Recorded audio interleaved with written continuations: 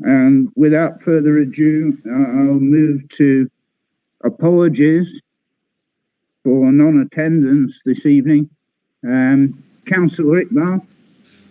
Thank you very much, Mr. Mayor. Can I give apologies for Councillor Ashjad Mahmood, who, as you will be aware, sadly lost his father a few days ago, so he's not coming tonight. Thank you, Councillor Iqbal. Mr. Mayor, Councillor Whip. Can I give apologies for Councillor Marjorie Adams, who is unwell this evening? Mrs. Kathleen Shaw, Pendleborough Council. Thank you, Councillor Whip. Is now joining. Councillor Ahmed. Thank you, Mr. Mayor. Apologies from Councillor Jonathan Nixon, Councillor McAvoy, and Councillor Musabwa Arshad. Thank you, Councillor Ahmed. From the independent group, I can see that Councillor Turner is here. Thank you all. I will therefore move on to declarations of interest and remind all members that there is a legal requirement concerning the declaration of interest, and that a member must declare a disclosable pecuniary interest which he or she has in any item on the agenda. Are there any such declarations of interest from any members this evening? I will take the silence as a no from everyone in the meeting itself. Item 3 on the agenda is a reminder that there will be recorded votes this evening, and that council standing orders require members with a disclosable pecuniary interest to leave the room. It doesn't necessarily take effect in that order. That according to Rule 17 of Procedure at Full Council, all votes on budget issues will be recorded through the usual procedure, and this includes all motions and amendments, and applies specifically this evening to items 6 and 7 on the agenda, along with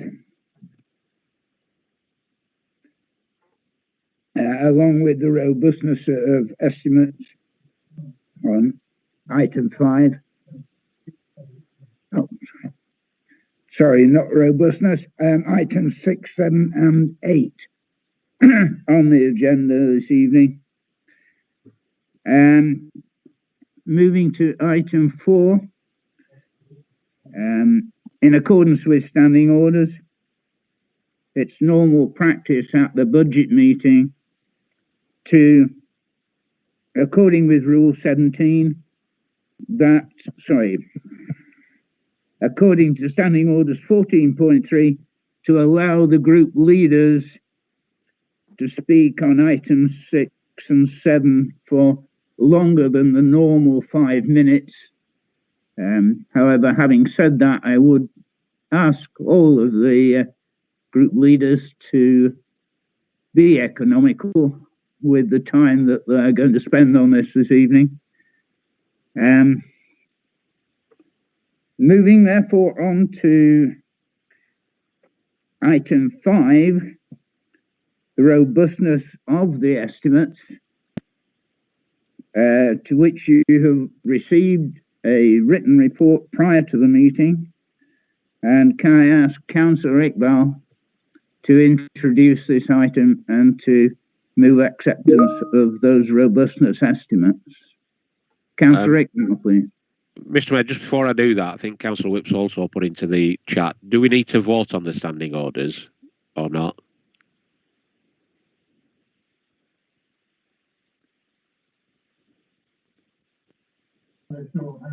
Okay. Technically, I'm advised that yes, we do need to vote on the standing order. It isn't a recorded vote, and therefore,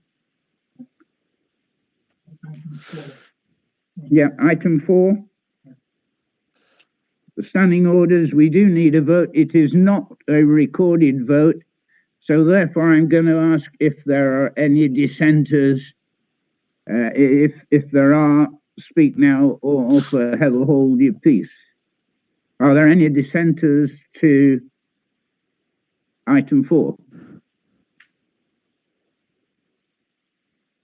I take the silence as no, and therefore I take it the council has accepted that we are suspending items Rule 17 and 14.3. Thank you very much, Councillor Rick. Well, yeah, in terms of item 5, item 5, can I just move item 5? Because I think in terms of the budget, that starts at item 6, does it not? So I'm just moving item 5 for the time being. Yep, I second that. Councillor Whip, do you wish to second that? Thank you, Mr. Mayor. Yes, I do. From all the council meetings that I've attended over a long period of time, the robustness of the estimates and the adequacy of reserves has been more of a rubber stamping exercise, a formality. But our Chief Executive and Section 151 officer reminded us at Policy and Resources Committee that the reserves which we have used to eke out services for a good decade now are becoming very, very depleted indeed. And although we can get through this next year, he warned that the year after that, and the budget that needs to be set next year, that it becomes very hazardous indeed. And he made a particular note to remind councillors to read that report, to heed that report, and to act accordingly. My words, not his.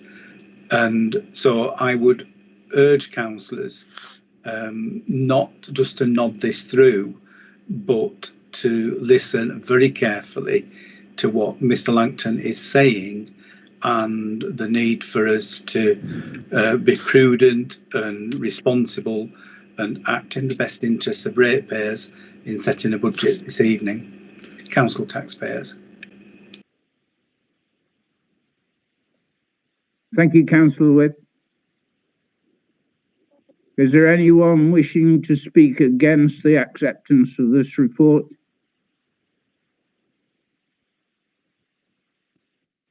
I take that as a no,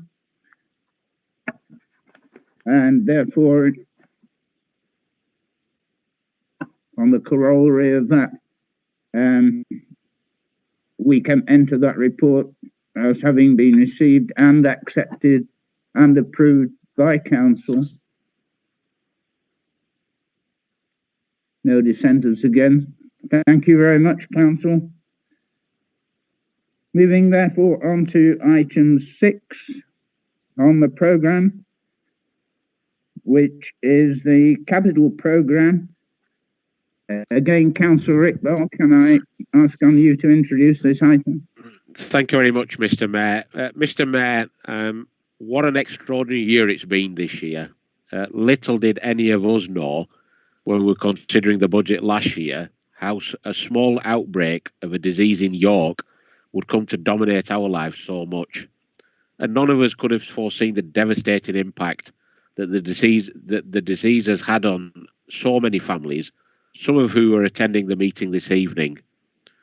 Many have lost loved ones, Mr. Mayor, as a consequence of the COVID-19 pandemic. And I'm sure that you will all agree with me that our thoughts are with them as they come to terms with their loss. COVID-19 is, Mr. Mayor, and I hope a once-in-a-generation event. And whilst I don't wish to be complacent, with the rates of infection very much on the decline and the vaccination programme being rolled out across Pendle, I believe there is some light at the end of the tunnel thanks to our fantastic National Health Service and public sector workers who have gone beyond the call of duty. Mr. Mayor, I would normally use the budget speech to review what we've achieved over the past year, to set out the plans for the forthcoming financial year. However, as you all know, the pandemic has dominated the work of the council over the last year in a way that we could have never have imagined. Indeed, who'd have thought this time last year that the Budget Council meeting tonight, or any other meeting for that matter, would be conducted on a virtual system using Microsoft Teams. And for that reason, Mr. Mayor, I'm sure you'll all be grateful to hear that my speech this year will be considerably shorter than in previous years. Mr. Mayor, in response to the COVID-19 crisis, since the first lockdown in March, on the 23rd of March to be precise last year, our area has been the subject of some form of restrictions. And whilst I, along with nobody in this meeting, would wish these restrictions to last 1 second longer than is absolutely necessary, our response as a council to this has been magnificent. And let me remind you, over that time, Mr. Mayor, since the 23rd of March, what the council has done. We've established the Pendle Community Support Hub to provide much needed support and guidance to vulnerable people in our community. We worked with the Pendle Food Alliance and the Burnley and Pendle CVS to provide essential food and other supplies to the many vulnerable people of Pendle who have been directly affected by the impact of COVID-19. We contacted and made available support to over 5,000 clinically extremely vulnerable people who have been advised to shield on a number of occasions throughout the year. And we work with Lancashire County Council to provide asymptomatic testing within the borough, both to the community at large over last summer and currently to essential workers. We set up the test and trace function that to date has dealt with more than 2,000 people who have had COVID-19 or been the contacts of those who test positive. We put in place, Mr. Mayor, a track and trace payment system to provide much needed support to those on low incomes who, having contracted COVID or been in contact with somebody who have had to isolate. And let me just remind colleagues that when the government introduced Pendle as a pilot, I, along with everybody supporting the chamber, went on the attack to government and said that £13 a day was a slap in the face. And I'm glad that our lobbying worked along with other councils and the government saw sense to increase the rate to where it is now, which I believe there is much more to do, but where we are today is much better than what was originally proposed. We also put in place a business support and inspection programme to ensure that businesses were COVID secure. We've provided almost £30 million worth of business support grants to a wide range of businesses that have been significantly affected by the restrictions. And, Mr. Mayor, as a council, we ramped up our communications through the council's website, the press, social media, local radio to warn, inform and communicate those critical messages and provide the information that people needed, because we were the first port of call for many of our residents during their time of need. And despite all of this, Mr. Mayor, and the fundamental changes to the way in which the council has had to operate, we've still managed to deliver day-to-day services that I'm proud of. In particular, our critical services such as refuse collection, bereavement services, environmental health, to name but a few, have continued to provide the high quality of service that we've come to expect, even under very challenging circumstances. And at this point, Mr. Mayor, I want to particularly single out every single member of staff in our council for stepping out of their comfort zones and going beyond the call of duty to help Pendle residents. On behalf of the people of Pendle, I want it placed on record that every single member of this council thanks those members of staff from the very top to the very bottom. And as we've all said before, Mr. Mayor, there's little doubt in my mind that the council's response is the result of the hard work, dedication, tenacity of our staff, and also the many partners we rely on. And it's truly been a team effort across Pendle this year. And in particular, again, I want to thank Pendle Leisure Trust, led by their Chief Executive, Alison Good, who have proven invaluable in supporting the council's efforts on a number of fronts over the last year. And at the same time, we've continued to make progress on some of the strategic developments in the borough, the extension of Loamshire Industrial Estate, the redevelopment of Northlight, and the building of new homes, hopefully at further Clough Head. And whilst we were very disappointed about the income of our bid for future High Streets funding for Nelson, I'm hopeful and optimistic that the Nelson Town Investment Plan, developed by the Town Deal Board, under the chairmanship of our former Chief Executive, Stephen Barnes, many people will remember him, will bring the much needed investment to the town. Returning to the Council's financial position, the impact of COVID-19 has been significant. Nevertheless, with the support of additional funding, and above all, our prudent approach with the Council's finances, I'm pleased to say that the budget for the current year is expected to be broadly in balance. And whilst I turn to the budget for next year, can I ask, I assume Jane or her assistant Dean this evening to share the budget proposals? Turning to the 2021-22 budget, Mr. Mayor, developing the budget for next year against the backdrop of uncertainty of COVID-19 pandemic has been an extremely challenging process. For a long time, local government, and we've been at the forefront of that, have been seeking a longer-term funding settlement, and for Pendle, one that fairly reflects the needs of our borough. However, like many of the government's plans, dealing with the pandemic has meant a further delay to the comprehensive spending review, and specifically for local government, both the fair funding review and the review of business rates. So again, Mr. Mayor, we've got a one-year funding settlement for 2021-22, and that's providing no real ability to plan our finances next year. I alluded to it earlier, Mr. Mayor, but it's fair to say that the government has provided unprecedented financial support to local authorities, not least to their local economies. Unfortunately, though, I cannot say that about the next financial year. Despite the promises, and I was in the meeting directly with the Prime Minister's advisor in October of last year, we had categorically written assurances from the government that no council, and I repeat, no council will be in a position not to have a balanced budget in the next year unless we increase council tax by the maximum possible under government rules. The fact is our core spending has reduced, and because of that, we have been forced to consider how we will cut the cost of our services, how much they cost and the actual services themselves, so that we can fulfil our statutory obligation to have set balanced budgets. Once again, Mr. Mayor, it feels like that local government, and particularly places like Pendle, will have to bear the brunt of funding cuts by this government. And we all remember the catchphrase from Boris Johnson that austerity was over.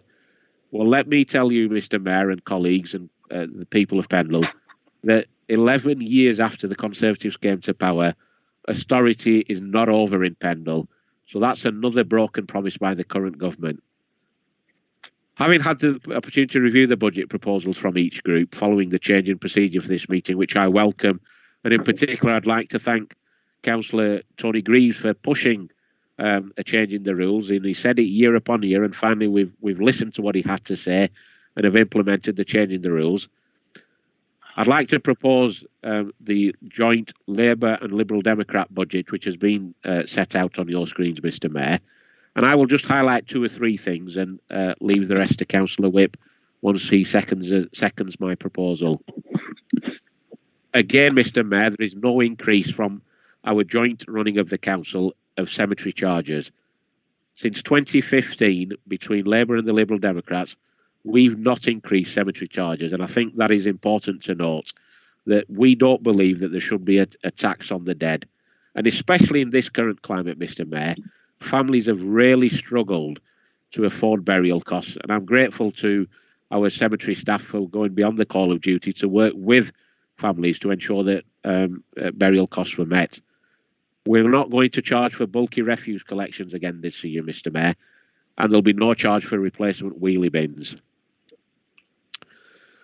And before I close, Mr. Mayor, I'd like to just briefly mention our proposal for council tax. There is a clear instruction from the government: council tax must be increased to pay for local services. Reluctantly, and under protest, Mr. Mayor, we will follow the government's instructions and increase our share of the council tax by 1.99%.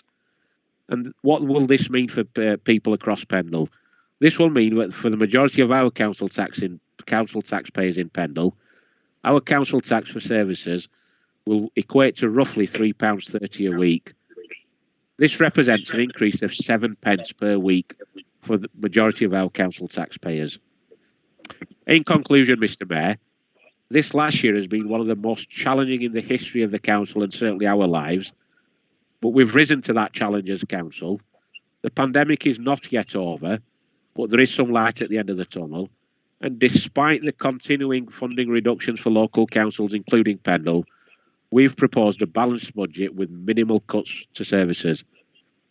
I'd like to therefore move the capital programme, Mr. Mayor, and the general fund revenue budget, which is items 6 and 7 on the agenda, for 2021-22 as set out earlier, and I'd call upon Councillor David Whip to second the motion.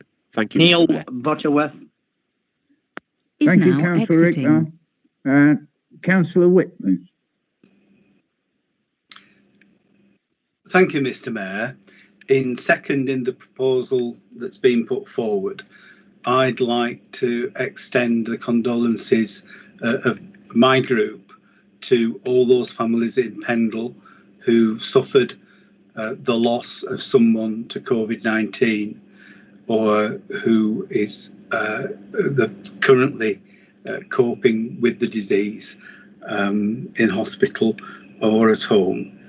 The dramatic advent of the pandemic has transformed not only the way that people live their lives in Pendle, but has transformed society in fundamental ways, which it was very difficult to get back to, if ever we do, the sort of situations that we took for granted only 12 months ago when we were setting a budget in the council chamber at Nelson. And I think that we need to thank all the staff who've kept their day jobs going, as well as rising to the challenge of the pandemic itself. And all of us are aware of the huge efforts that have been made by people at all levels of the organisation to ensure that people in Pendle are as safe as ever possibly they can be. And those continuing efforts, led by the Chief Executive, reflect the excellent work that people have been doing.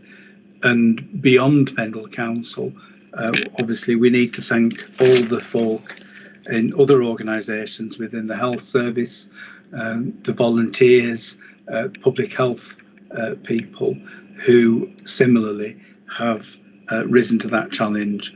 And hopefully we can achieve zero COVID here in Pendle and across the country, and we can return to some sort of normality.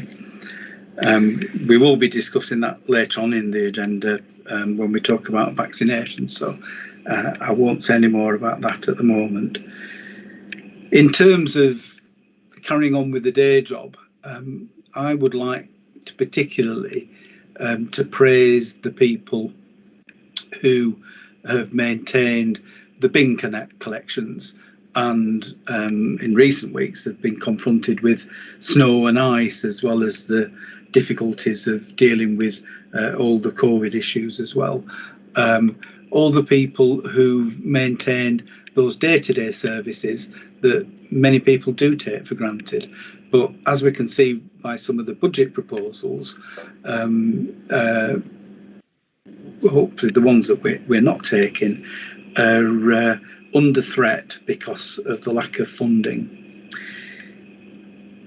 Action on climate change is a strong part of the work of the council, and workers continue to see how we can cut our carbon footprint. Meetings like this online without travelling for most people are a crucial part of that. And the adoption of agile working and implementing as permanent some of the measures that have been forced upon us because of the pandemic will result not only in financial savings, but also reductions in CO2 emissions, and those are to be welcomed. And also, Mr. Mayor, we continue to mitigate the impact of climate emergency through planting trees. Another aspect that I would particularly like to highlight is the work that the council has continued to do in terms of action on flooding. And across the borough, Pendle Council staff have been involved in dealing with flooding in either a small way or a large way. And I know from the battles that we've fought over the years to retain drainage skills and capacity within the council, that work and those people are very valued. I'd like to particularly refer to the work that's been carried out in Bonaldswick and it's been carried out in Earby to alleviate flooding, and the success of attracting over £600,000 of European funding to ensure that the risk of flooding in Earby is reduced even further. Mr. Mayor, before looking at the specific proposals that have been put forward, I want to talk for a moment about the end to austerity, the fair funding that the government has promised, the spending reviews that they've promised too, and their levelling up agenda. Last year, for the first time in a decade, we saw a slight uptick on the level of funding that was coming from government to Pendle Council. And that's after our government funding has been slashed by some 70% over the previous 10 years. So we've lived through very difficult financial times, and it seemed that we may just be about to turn a corner. And then, of course, COVID-19 struck, and the world is turned upside down, and the finances are topsy-turvy, and the spending reviews, the fair funding, perhaps the end of austerity, have all been postponed, and we await to see what our financial fate may be later in the year, and perhaps starting with the budget next week. So I always live in hope, and I mentioned earlier on in terms of the adequacy of reserves and the robustness of the estimates that the reserves are becoming increasingly inadequate, and we depend so much on those reserves, and we have depended so much on those reserves to keep services going, that the budget needs to reduce by some £3 million in 3 years, which is a huge reduction still to be made, despite all the savings that have been made in previous years. And if we are profligate, if we fail to make the savings that we should be doing, then that means that next year's task becomes almost impossible unless the government come good on their levelling up, their fair funding and their spending reviews. And if we really have turned a corner, then perhaps that will be a lifeline for all the services that we want to continue to provide for the future. So, Mr. Mayor, we are not proposing the charges for bulky household waste or replacement wheel bins. We removed those charges last year. That's something that I think we are all proud of doing, and it means that people can continue to get rid of those bulky items easily, free of charge, and in a responsible way. And that is quite critical, especially when the County Council have reduced the opening hours and the number of days that the recycling centre is open here in Banoldswick. Similarly, Mr. Mayor, we are not accepting the reductions in sweeping, which are an essential part of keeping our streets clean and tidy as best we can. There is a review of the A Centre included in the proposals, and a rider to the proposals that my group put was that we need to have discussions to see how the centre can be run in the future at less cost to this council. So that's work that is to be done, and the proposals set out the budget saving that we anticipate making. We are proposing, Mr. Mayor, a £250,000 reduction in spending due to reviewing the contract that we have with Liberator. And we believe there's been quite a lot of discussion in recent months about this.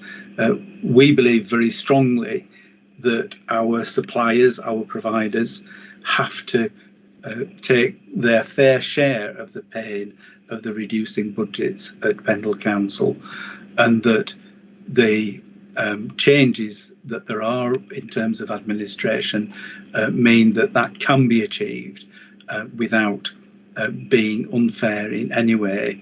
It just means that the council taxpayers of Pendle aren't seeing most of their money disappearing down the road to a contractor, and those negotiations are yet to conclude. I think we've got a meeting next week or the week after, where hopefully we will be able to progress those. But we are very clearly putting down a marker here that we do expect that those reductions in the contract cost will not be, or should I say the other way around, that they will be accepted, and that we will make those savings as we should. Mr. Mayor, there are no proposals for growth within the budget set out. In order to put in growth, there need to be consequent reductions in savings. And given that I think across the board, people think that the services that we're providing are pretty crucial. They're not all statutorily required, they're not all legally required, but they're even the discretionary ones, councillors in all groups want to see continue, and we want to see the level of service that is provided. We are not proposing any growth. To do so would be profligate, and it would mean that the reserves will be depleted even faster, and then the services that we all value will be under threat in the future. Mr. Mayor, I'm seconding the proposals as set out. I think that we've done as good a job as we can from all groups. We've made savings during the year. It's absolutely critical that we continue to find savings, spend less money, and not increase the burden on council taxpayers any more than is absolutely necessary. In terms of the council tax itself, of course, the increases by the county council dwarf any increases that there may be by Pendle Council, and it's over 10 times the amount that Pendle Council are charging. So £56, I think, is the figure, or very nearly £56 that Lancashire County Council are adding for a Band D property, and any increase from Pendle is less than a tenth of that. And of course, the Police and Crime Commissioner is increasing the Band D council tax by £15. So at a county level, there is in excess of £70 of increase, whereas Pendle's increase is relatively modest at around about £5 for a Band D property.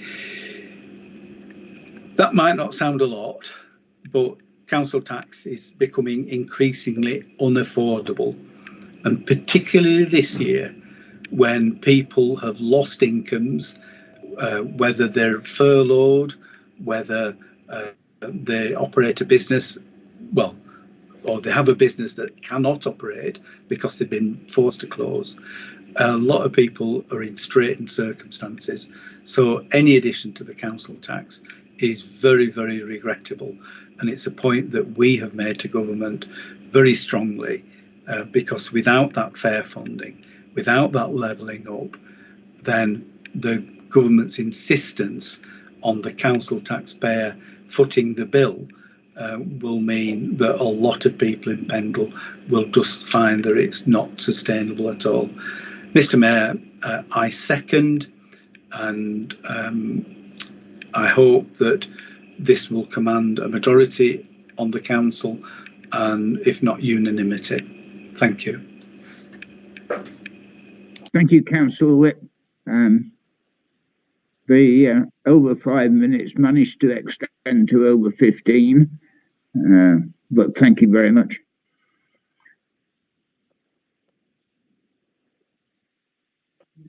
I don't see any further hands up.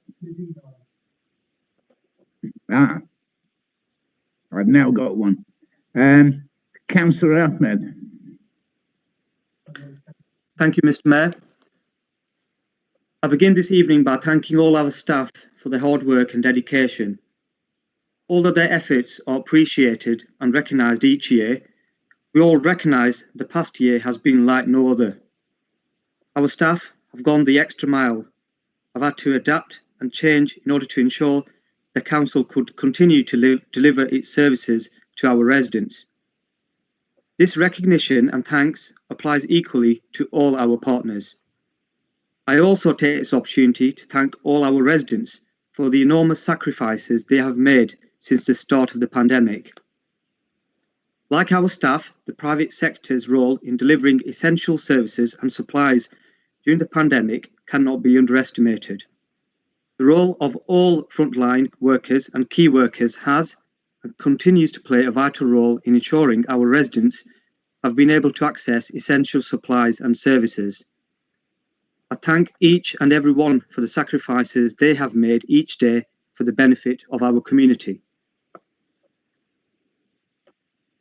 We have lost many of our community, our loved ones, during the pandemic so far. And I pray, like you, that we don't lose any more. Indeed, a number of our colleagues have lost their loved ones. Many of those who have lost their lives did so doing their jobs for the betterment of all of us. Our thoughts and prayers are with their families and friends. We will never forget their sacrifices. We as a council have had to face many challenges. These challenges will be no different to those that are being faced by many of our residents and businesses. As a local authority and us as elected members, we have to make difficult choices and decisions. We have had to find better and more efficient ways of working. Along with this, we have had to find better ways of working with our partners. Despite the challenges, we pledge to continue to protect frontline services. We will ensure that the council continues to work for all our residents through the borough. Exploring different ways of delivering services must continue. This includes working with the public, private, and voluntary sector. We believe that while this may already be happening, we can and must do much more. Now, I would like to take this opportunity of putting forward the Conservative Group's budget proposals for next year. However, before I do this, I would like to thank the management team led by the Chief Executive for their budget proposals, not only for tonight, but throughout the year.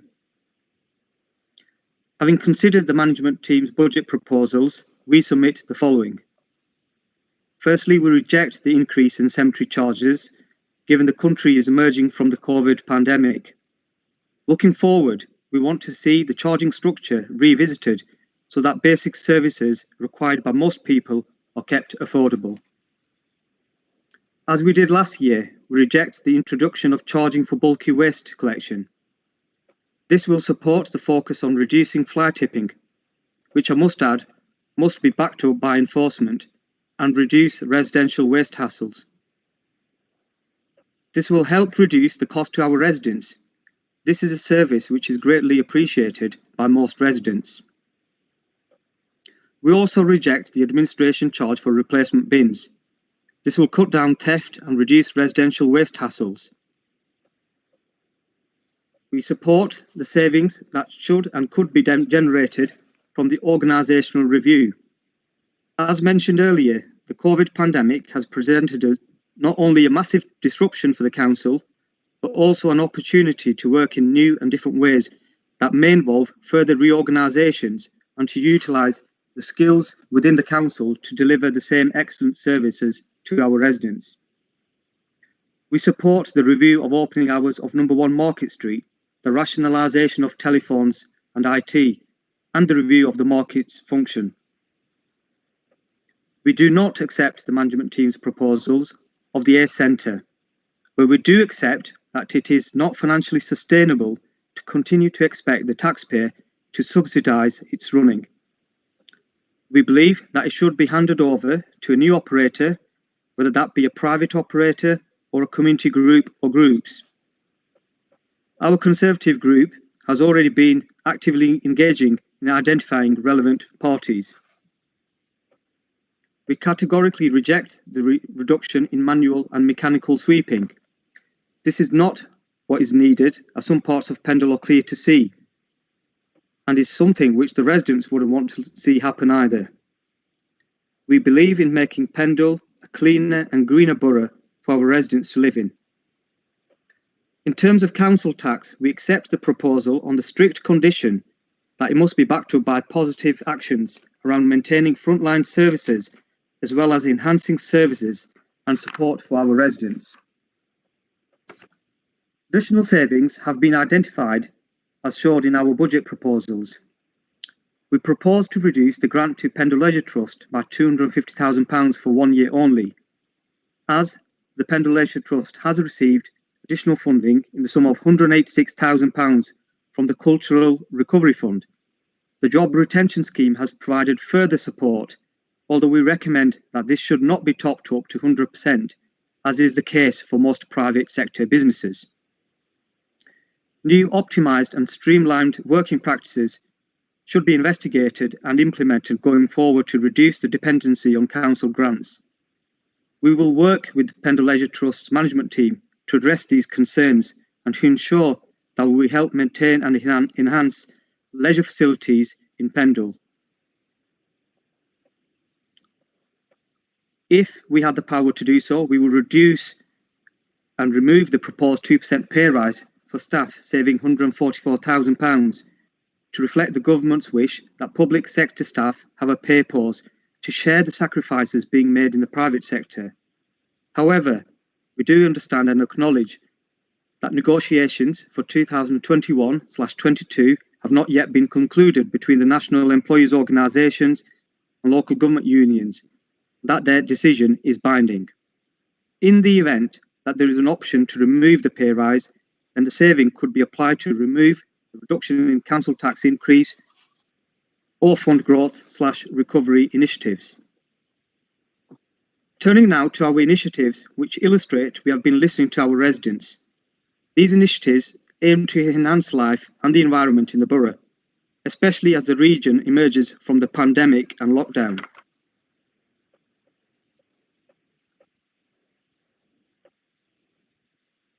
Sorry, Mr. Belges.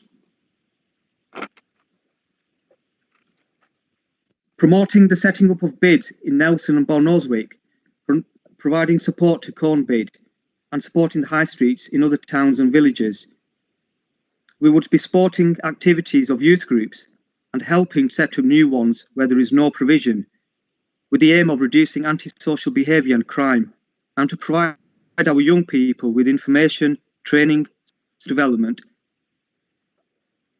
We will be wanting to invest £50,000 in grassroots sports clubs such as golf, tennis, cricket, rugby, to help people get outside and enjoy recreation and leisure once lockdown ends, supporting the clubs and organisations that provide these facilities for young and old. Setting up the Environment Community Enhancements Fund of £33,000 to fund improvement projects that are dear to all our residents. We would allow a small pot of money, £10,000, to investigate outsourcing our waste management services, just as Burnley have done. Funding the extra expenditure for these beneficial projects and activities, as well as supporting the additional savings to be generated, fits very well with several of the so-called committed reserves. Our group note that many of these reserves have changed little or nothing at all in recent years, and hence can only conclude that original project ideas have either lapsed or need a kickstart. As mentioned in my introduction, the time for that kickstart is now, for all of us, including the Council, to adjust to the new normal. The specific reserves we want to use are as follows: to support new, agile, lean and efficient ways of working for Pendle Borough Council and Pendle Leisure Trust, kick-started by the impact of the pandemic, and to provide a strong foundation for the future. We would want to utilise £44,000 of uncommitted, which is 33% of the uncommitted balance from staff development / modern apps, and £125,000 from COVID response reserve. In terms of the bids and high streets, we would use the funding from business growth incentive and from porters to support grassroots, sports and youth groups. Again, funding from the COVID response reserve. To support the environment and community enhancement, use the funding from community projects. By the strategic use of aligned services, the budget is then £54,000 in surplus, and hence the use of the budget strategy reserve can be reduced to £535,000. The balanced budget achieves some saving for our residents and taxpayers, whilst continue to deliver much valued and excellent services. And the challenge is for all of us as going forward in terms of initiatives in our new normal ways of working. It sets up growth initiatives to develop the region's retail offering, gets people up and active post-lockdown, and supports youth groups to improve the quality of life and the wider community. This recovery is underpinned by the hugely successful rollout of the vaccine and the emerging plans to get society back to normal, even if it is a new normal. Mr. Mayor, our budget proposals are about supporting and growing our local economy. They are about the future of our borough, the young people who we will help and support through activities, skills, education and guidance. Our proposals will ensure support for grassroots sports clubs for all ages, for people of all ages and our residents, to make sure that their mental health, well-being and that they lead more active and healthier lifestyles. Our proposals are about improving and enhancing the environment. Mr. Mayor, in conclusion, the Conservative Group budget proposals are about ensuring Pendle is a better place to live and to work. I move. Thank you, Councillor Ahmed. Just for clarity and for information of anyone who may be watching this online, I'm assuming that your budget is being moved as an amendment. Yes, it is, Mr. Mayor. It's the budget which we submitted last week, Mr. Mayor. Yes, I'm aware of that. Thank you very much indeed. In which case, you will need a seconder. I understand that Councillor Goulthorpe is going to second this amendment. That's correct. Thank you, Mr. Mayor. I have been asked to second the proposal of the 21-22 budget for the Conservative Group, which I intend to do. Mr. Mayor, I have one regret, and that is we have not been able to reduce or indeed eliminate the need for a council tax increase in 21-22. Something our residents across all our communities in Pendle would no doubt have wished for. However, Mr. Mayor, unlike Labour or indeed the Lib Dem proposals, somewhat surprisingly, Mr. Mayor, the Lib Dem group and the Labour group, the Conservative budget provides over £150,000 of support for the communities across Pendle. Something that's not included in either, or was included in either the Liberal Democrats or the Labour group proposals. This sort of investment in growth for youth projects like the CYAG initiative in Cone, for grassroots sports, a prime example would be the highly successful Barnoldswick Barons, whose volunteers have managed over 11 youth teams working closely with local schools. Mr. Mayor, we have included over £30,000 for community environmental projects across Pendle as well. And last but not least, there is £50,000 to promote and support our high street and local business future developments post-COVID lockdown. Mr. Mayor, the Conservative budget is balanced and well constructed, and the only budget for all councillors to consider this evening, for the simple basis that it offers growth and support. It actually gives something back to our communities throughout Pendle. Mr. Mayor, I have no hesitation in seconding the proposal and ask for all Pendle councillors to give this their support. This is a budget for Pendle. Thank you very much, Mr. Mayor. Thank you very much, Goulthorpe, Councillor Goulthorpe. Ken Turner. Are you proposing to speak on the amendment, Councillor Turner? Thank you, Mr. Mayor. I can address what I wish to say can be against the amendment or looking for adjustment to the amendment, equally as to others, because it will be applicable to both applications, Mr. Mayor.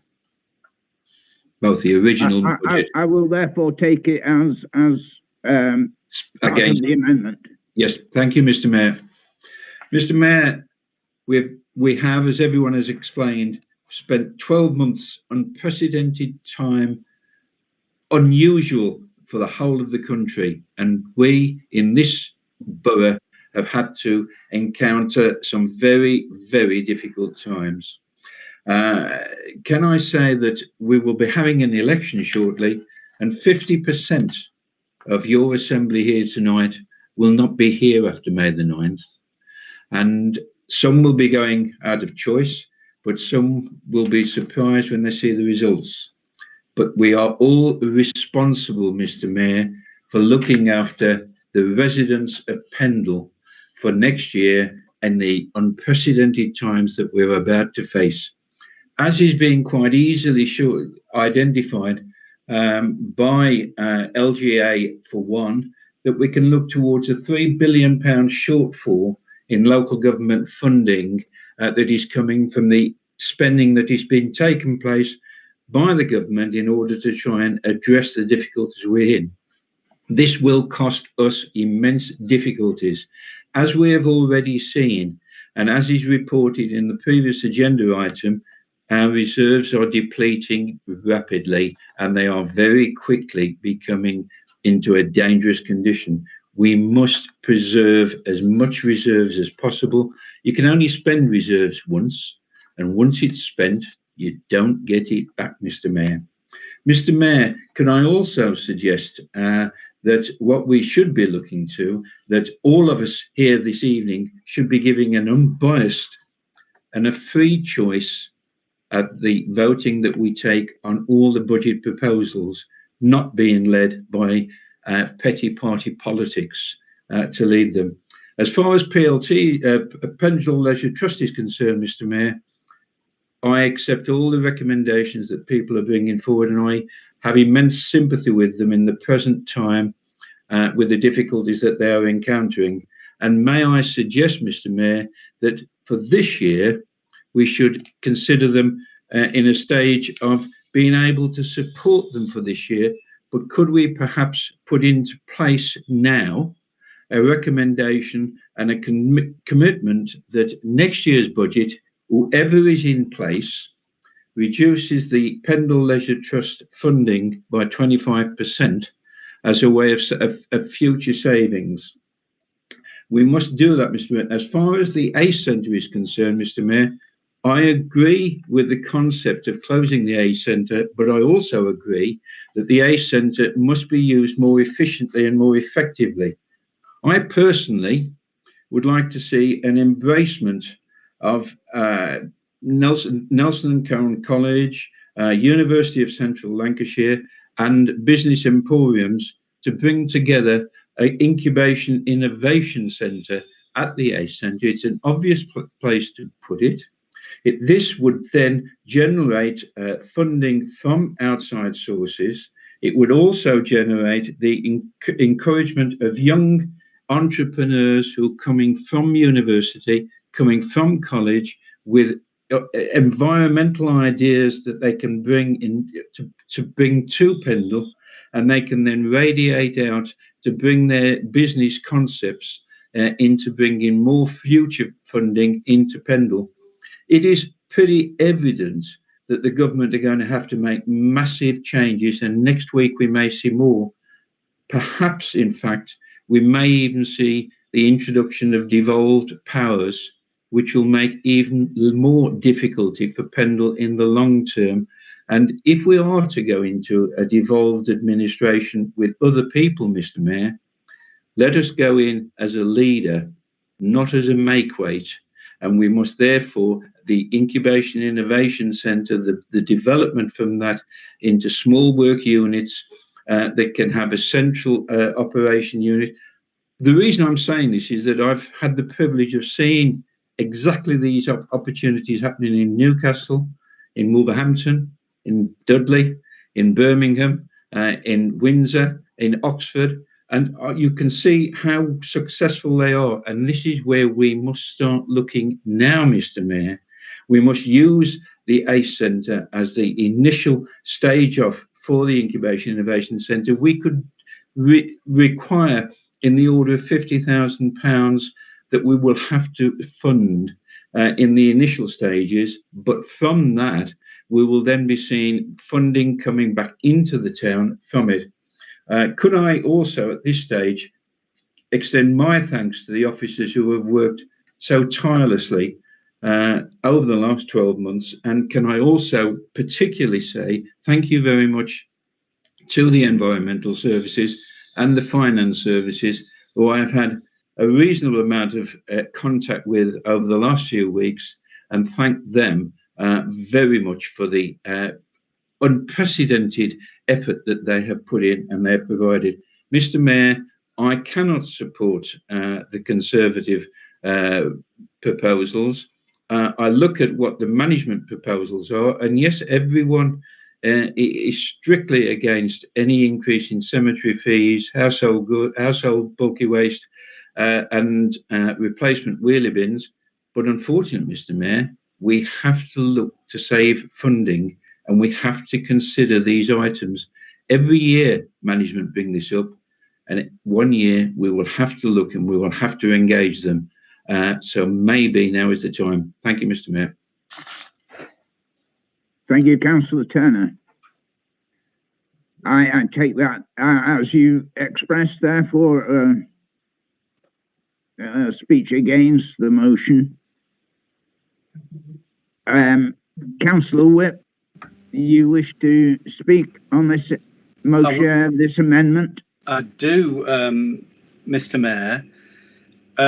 This isn't a proposal for Pendle. This is an entry in a fantasy finance scheme. There isn't a single penny in savings beyond what is proposed in the budget that we put on the table earlier this evening. What there is a whopping £500,000 extra raided from the reserves. No savings, just raiding the reserves to balance the budget. And as Councillor Turner has just said, you can only spend those reserves once, and when it's gone, it's gone. And next year, those reserves will be required to provide the essential bread and butter services that Pendle Council and its residents will expect. The Conservative proposal is profligate, not prudent. There's a need to restrain spending, not to go on a pre-election spending spree. There's unfunded eye candy schemes here that may well be very, very desirable. And if the funding was there to do it, then it'd be lovely to do all those things. But realistically, the council is down to its uppers. And how on earth can the Conservatives defend blowing £500,000 on such a stunt?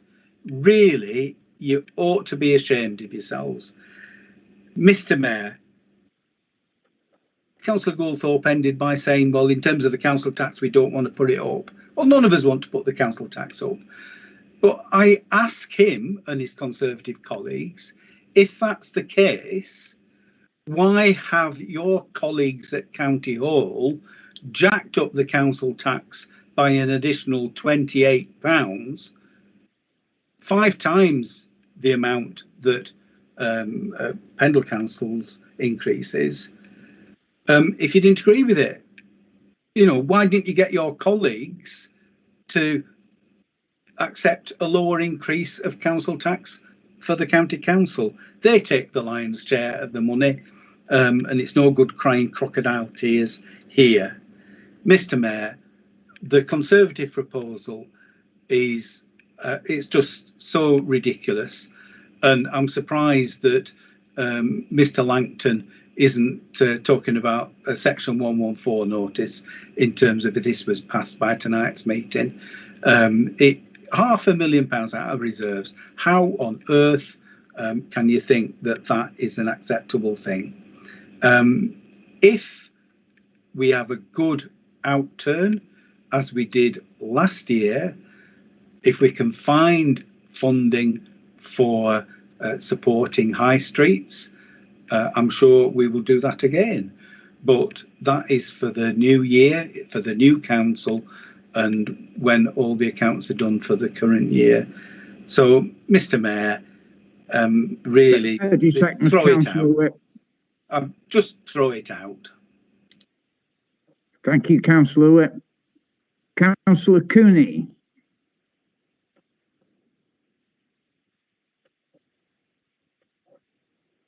Councillor Tommy Cooney.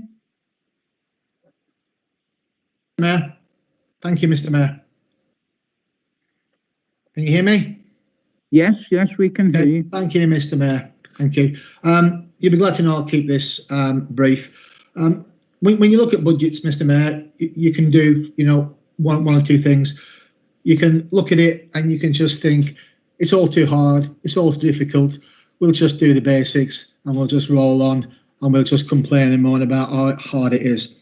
What you see tonight in the Conservative budget is a budget of optimism and a budget for growth and a budget to take Pendle forward.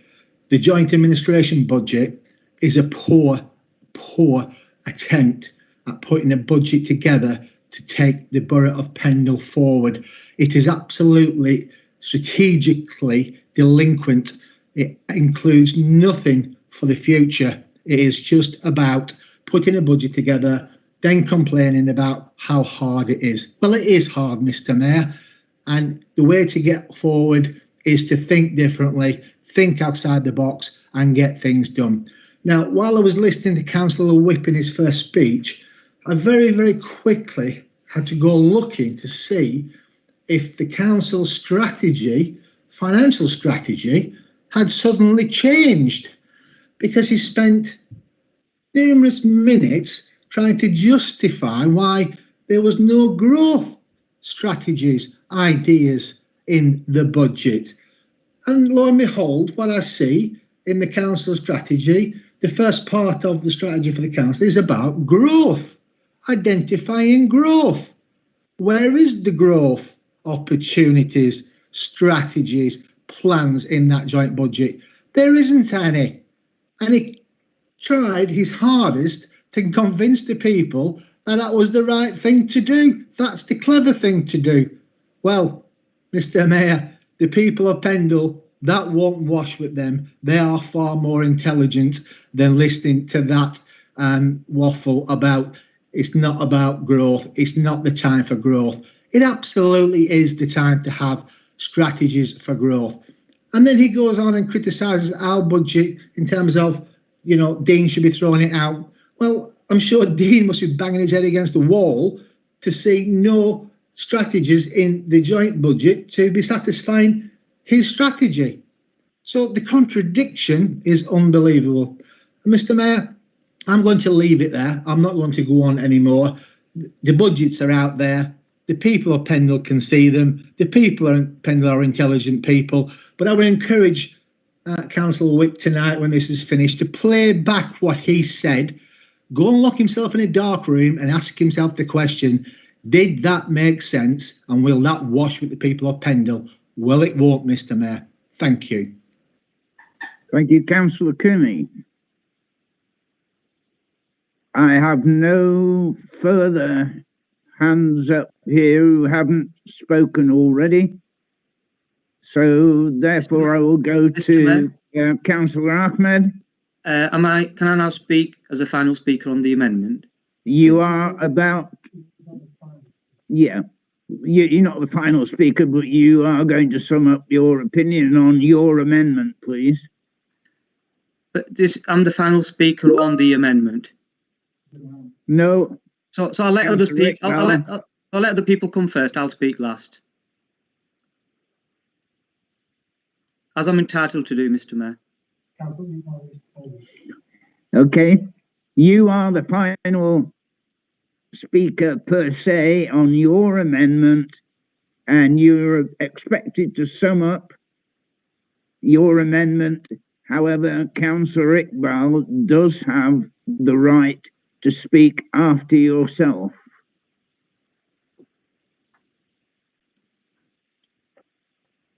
Yes, Mr. Mayor. On the amendment. Yes, on the amendment. Mr. Mayor, can I seek clarification? Because I've moved the amendment. Should I not be speaking last on the amendment? Councillor Iqbal is entitled to speak on the original presentation, but not on the amendment. Yes, he is. No, the mover of the original motion still retains the right to the final word.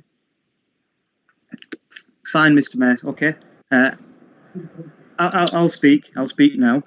Okay. Thank you, Councillor Ahmed.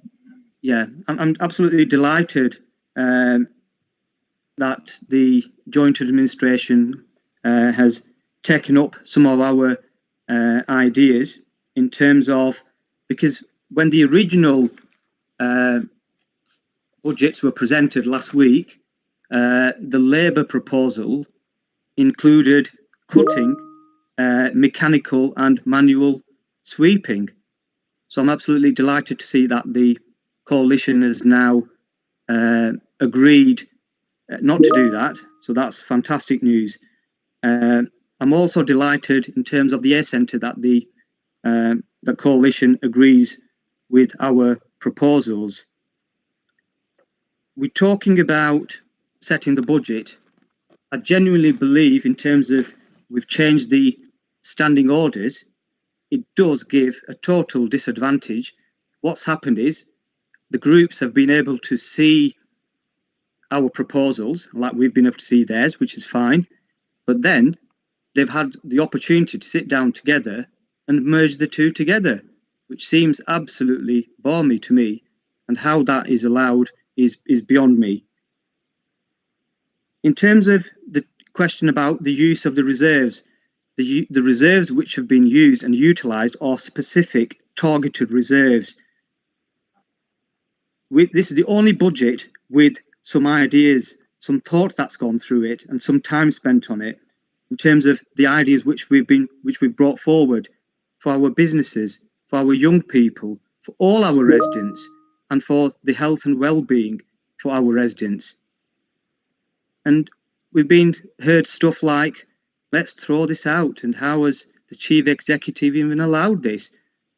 Well, we've had long discussions with the chief executive. Our budget proposals have been approved by the chief executive, so there's no way our budget proposals should even be considered to be thrown out just because a councillor doesn't like somebody's different views on things. Is that the democracy we are looking for, where there's an alternative budget? People might not like it, it's fine, vote against it, but don't simply say we don't like it and just kick it out because it's not something I agree with. I don't agree with what's all half the stuff on the motions which we're going to be discussing later. Why are we discussing motions? And there was comments about this is a stunt and we should be ashamed of ourselves. I mean, is that the sort of language? Is this what our code of conduct is telling us, to mock somebody's proposals? Mr. Mayor, this sort of language needs to stop. And colleagues at Lancashire County Council, the comment about that in terms of the council tax, that's not our decision. This is a democracy. That's for the county councillors to decide. We shouldn't be forcing people to change. Yes, we should be lobbying people within reason and asking them to support our residents, but that is ultimately the democratic right and decision of Lancashire County Council, not us here on the borough. So, Mr. Mayor, I think this is a fantastic budget for the residents. It includes savings. We have proposed savings, and we're talking about the joint administration, the coalition's budget. They're talking about fantasy. The fantasy is the £250,000, which they're saying they're going to be able to raise by negotiating the contract. That might never happen, Mr. Mayor. That's what they hope to see happen. They may not happen. And then what's going to happen? They're going to be using reserves. And our reserves, I'll repeat again, are targeted reserves specifically for the purpose they're intended for, rather than using and utilising the budget strategy reserve, which the coalition's budget proposes to do. Thank you.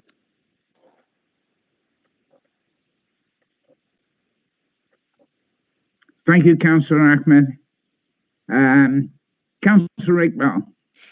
Thank you very much, Mr. Mayor. Can I first of all start off by urging colleagues not to support the amendment? And Councillor Ahmed, in his opening lines, thanked the members of staff across the council and our partners for the sterling efforts that they've put in.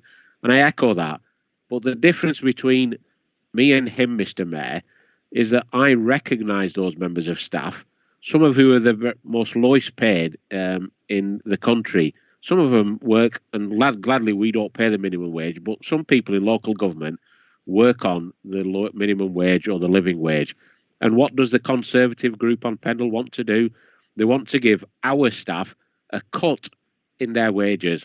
Well, Mr. Mayor, I will not allow any member of our staff who have, over the last 12 months, have done far, far more than any councillor in this room, including myself, in terms of working for the people of Pendle. So if Councillor Ahmed and his group are proposing a 2% cut in people's wages in Pendle, then I'm sorry to say that's something that they should be ashamed of, because many of those workers live in Pendle, they breathe in Pendle, they live in Pendle, they play in Pendle, they work for Pendle, and a 2% cut is a slap in the face, and I would urge colleagues not to support that. Secondly, Mr. Mayor, the Conservative group talked about, and he forgot to mention this when he was wrapping up, or it certainly Councillor Cooney or Councillors Goldthorpe forgot to mention, that what's the future under the Conservatives in Pendle? straight away they will allocate money to privatise our refuse collection. Straight away, that's the proposal, that they've put this £10,000 figure to look at privatising our waste collection service. Well, let me share with Councillor Ahmed and his colleagues and other colleagues across the council that at the moment, if Councillor Ahmed's bin is not collected, he can quite easily send an email or pick up the phone and say, or he can ask Councillor Goldthorpe to pick up the phone to David Walker and say, David, Councillor Ahmed's bin's not being collected today. Can you please sort it out? So the staff, for whatever reason, will go back that day or the next day and collect the bins. Well, does he know what the private sector do? If Councillor Ahmed's bin is not emptied, then the council has to pay for the refuse people to go back to empty it. So again, we hear from the Conservatives their policy of privatising everything. We're going down to the route of privatisation and going back to the nasty old Conservatives that we all know. And the next thing, Mr. Mayor, that the Conservatives promote, and Councillor Tommy Cooney, I'm very surprised, a lot of respect for Councillor Cooney as Chair of Accounts and Audit Committee, but he clearly hasn't read what the strategy talks about growth. The strategy doesn't talk about 1 year pet project growth items, Councillor Cooney. It talks about the long-term growth of the council. And we've been trying and have been successful and are still pushing to get long-time, long-scale growth into this borough.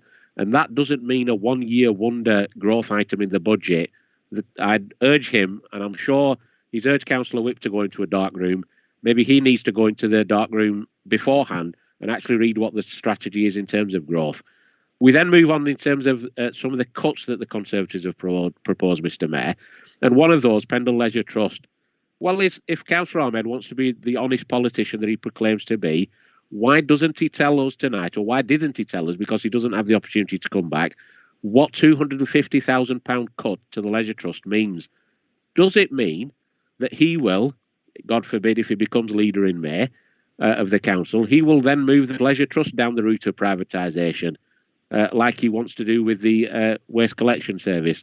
Or does it mean, and if he's not been forthful to us tonight, does it mean that he wants to close Colne Leisure Centre as part of his strategy to cut the Leisure Trust budget? Or does he want to close West Craven, or Nelson for that matter? Not a pipsqueak out of him, Mr. Mayor, tonight in terms of what his proposal of £250,000 cut was. Let me make clear to him and to the Conservative group that the Leisure Trust, people in Pendle have been let down by his government over the last 12 months. Promises have been made of the land of milk and honey by Boris Johnson and other friends of Councillor Ahmed and Goldthorpe, but they've been let down. You're running out of time rapidly. They've been let down, Mr. Mayor. I would urge colleagues to vote against this ludicrous amendment of a budget and support the original motion. Thank you very much, Mr. Mayor. Thank you, Councillor Iqbal. I'm going to move straight. Mr. Mayor? Councillor Ahmed? Can I clarify one or two points which are untrue? No, I'm sorry. No, sorry, Councillor Ahmed, you've had your opportunity to It's misleading the council, Mr. Chairman. No. The leader is misleading the council. I want to put it right. Because I've been accused of lying. I'm sorry, Councillor Ahmed. You don't have an opportunity there. I'm moving straight to a vote on the amendment that you have laid out. You have no right under the Constitution to come back after your summing up on the amendment. It's a point of order, Mr. Mayor. It's not a point of order. I'm sorry, I'm advised from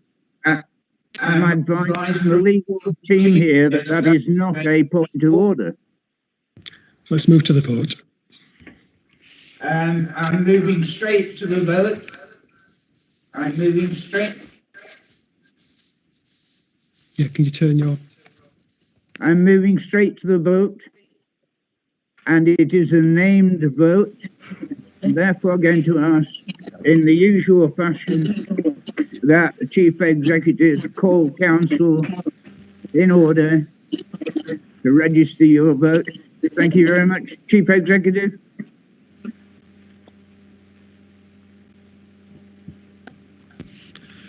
So, members, when I call out your name, if you are for the amendment, say for. If you are against the amendment, say against. Councillor Adam. Against. Ahmed. For. Ali. Against. Ahmed.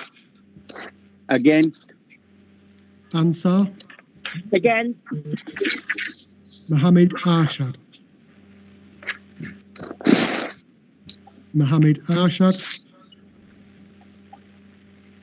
Mohammed Arshad. Ashraf. Against. Aslam. For. Butterworth. For. Carroll. For. Carter. For. Clegg. Against. Coburn Price. For. Cooney. For. Crossley. Councillor Crossley. Councillor Crossley. For. Fletcher. Against. Foxley. For. Sorry, Foxley P. For. Gothorpe. For. Greaves. Against. Hanif. Against.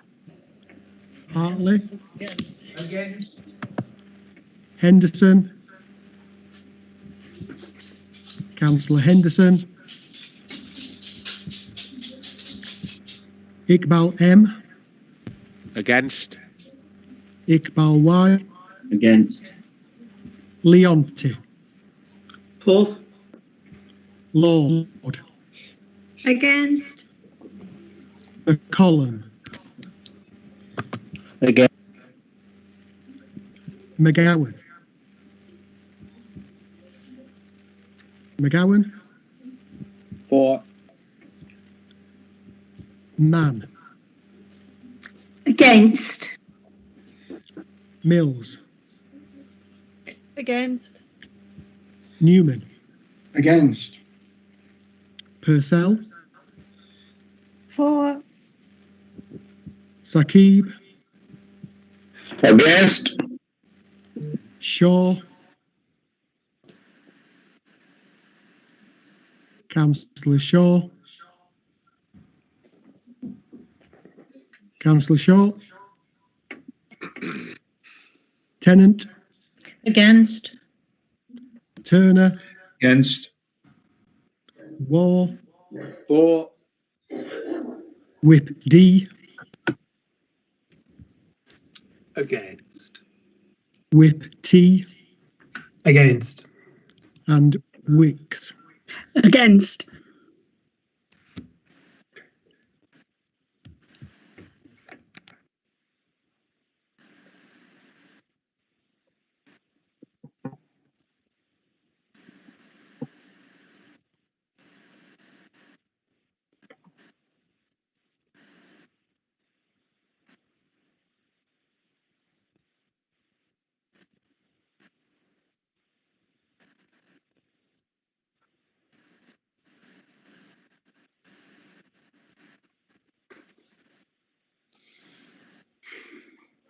Thank you, councillors. The vote count on that particular amendment was 15 votes for, 23 votes against, so the amendment is lost.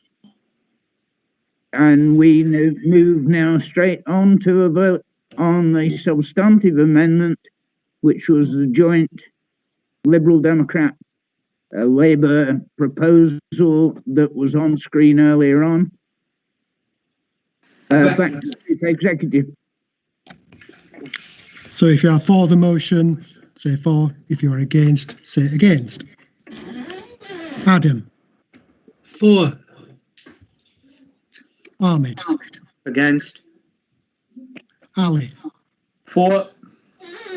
Amma. For. Ansar.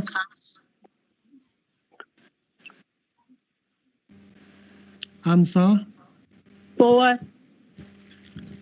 Mohammed Arshad. Mohammed Arshad. Ashraf. For. Aslam. Against. Butterworth. Against. Carroll. Against. Carter. Against. Clegg. For. Coburn Price. Against. Cooney. Against. Crossley.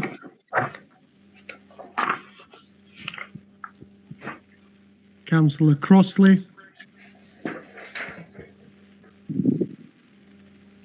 Councillor Crossley.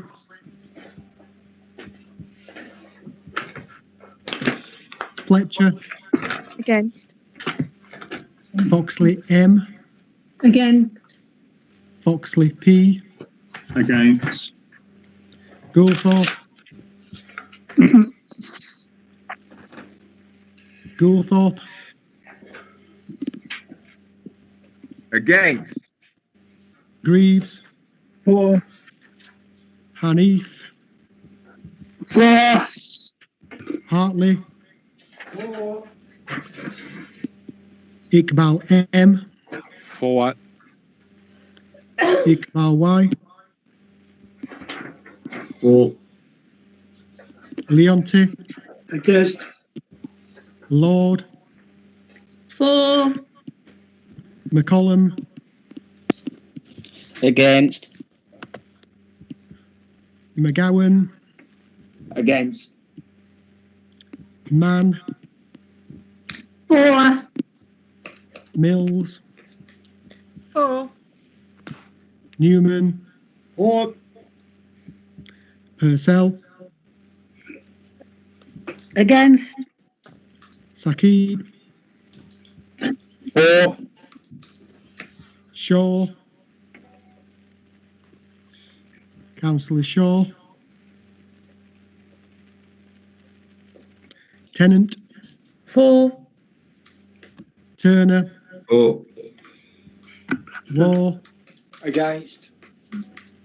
Whip D. For. Whip T. For. And Wicks. For.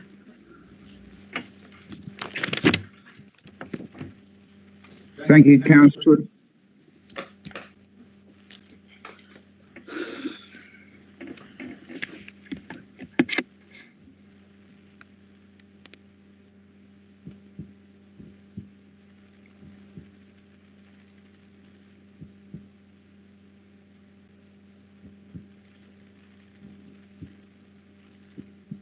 The vote on the substantive motion was 21 votes for, 16 votes against. So the substantive motion is carried, and we accept that as the budget proposal for the coming year.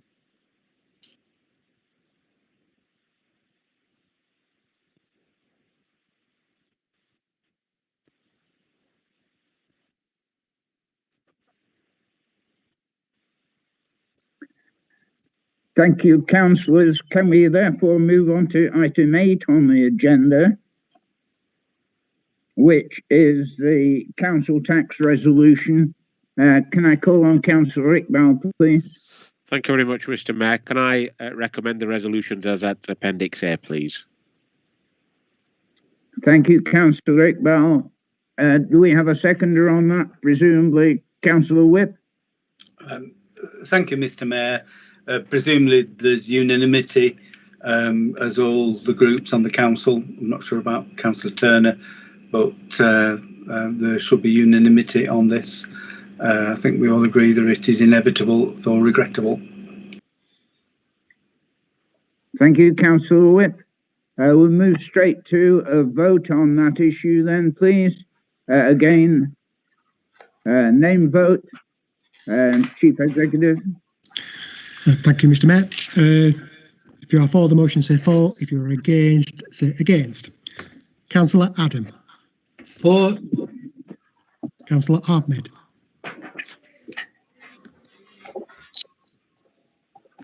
Ahmed, 4. Ali, 4. Amma, 4. Ansar, 4. Mohammed Arshad, Mohammed Arshad, 4. Carter, 4. Clegg, 4. Coburn Price, 4. Cooney, 4. Crossley, Councillor Crossley,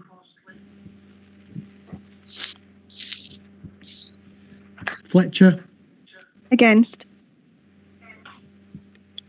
Foxley M, 4. Foxley P, 4. Goulthorpe, 4. Greaves, 4. Hanif, 4. Hartley, Iqbal M, 4. Iqbal Y, 4. Leonti, Leonti, Councillor Leonti, you're on mute. 4. So important to have pace in those centre-half positions. Members, can you all mute, please? I can hear the football. Councillor Lord, What's the score? 4.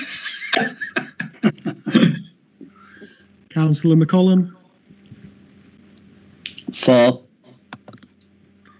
McGowan, 4. Mann, 4. Mills, 4. Newman, 4. Purcell, 4. Saqib, 4. Shaw, Councillor Shaw, Tennant, 4, regrettably. Turner, 4. War, 4. Whip D, 4. Whip T, 4. and Wicks. 4.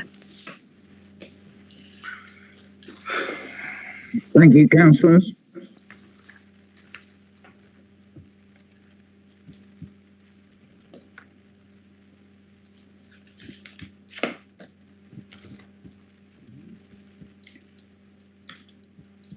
Thank you, councillors. The result on that was 36 votes for and 1 against. So the council tax resolution is carried as previously published. I'd like to thank you all for your deliberations on the budget there and move on to notices of motion. And the first of those is notice of motion on vaccinations to be moved by Councillor Whip. Thank you, Mr. Mayor. I've put the resolution up on screen so that people watching the meeting can read what it says. As we referred to earlier in the meeting, the pandemic is by far the most serious issue affecting not only Pendle but the whole of the country. And the proposal that we're putting tonight praises the vaccination of thousands of Pendle residents and thanks the doctors, nurses, healthcare workers and all the volunteers who've helped make those vaccines available through the primary care networks at both Colne and in Nelson. And the resolution goes on to praise the fact that this is the public sector carrying those vaccinations out. And the performance of the vaccination programme is in stark contrast to the failings of the private sector national track and trace scheme, which quite frankly has been rather disastrous and sadly will have led to the transmission of the virus far more than it need have been. Previous resolutions of the council have talked about the need to find where the virus is, where the disease is, to test people, to trace the contacts of those folk who are infected, and then to support people in isolation. And the need for that becomes ever greater as we find the number of infections, the number of reported cases reducing. We have a real opportunity to get down to zero COVID. I don't accept that COVID needs to become endemic, as is the government's view now. But even if we can't get down to zero COVID, reducing the number of infections to the absolute minimum means that people are far safer. There's far less chance of mutations and more threatening viral variants becoming predominant. So the resolution asks the council to put on record its thanks, support the vaccination programme in any way that it can, but importantly reiterates this council request for locally based and properly resourced systems and staffing to allow full local case and contact tracing using the established public sector structures, and that we ask that our MP, government ministers and all relevant authorities to take heed of this resolution and hopefully agree it. We've had well over 200 people from Pendle die as a consequence of COVID-19. We're now on to vaccinating people 64 years and older, and people over 60 who are vulnerable. There is an enormous proportion of the population yet to be vaccinated, and although the risks of hospitalisation and the risks of serious illness and death are reducing as a consequence of vaccination, people in the younger age groups still risk catching COVID, suffering with long COVID, and having horrendous health impacts for the rest of their lives. We cannot afford to relax. We cannot afford to relax. Still put a strong team out, you know. We cannot.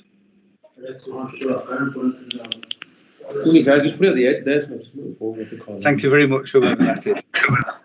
We cannot afford to let our guard down, and we must do all that we can to persuade the government to put proper measures in place for us to support those people who need to go into isolation, so that we no longer have the situation where the transmission becomes as widespread as it was. Thank you, Councillor Whip. Thank you, Councillor Whip. Can I remind all councillors to keep their microphones on mute unless they're called on to speak on a particular motion? Again, thank you, Councillor Whip. I understand that Councillor Lord is seconding this motion. Yes, I am, Mr. Mayor. And can I speak?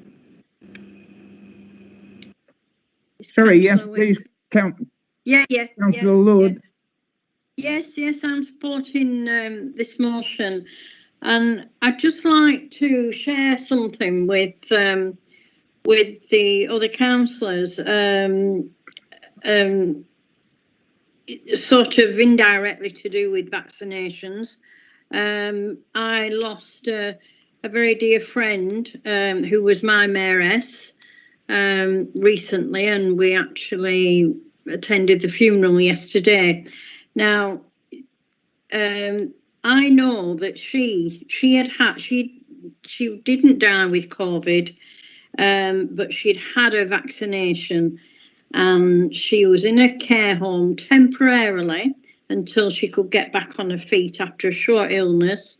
She had a vaccination, and she was absolutely overjoyed that she was having a vaccination, because she could see this was something that was going to get everybody back on track. But unfortunately, as with a lot of people, it greatly affected her, to the point where, like the rest of the people in care homes, until, you know, they'd had the vaccination, that she was isolated in one room.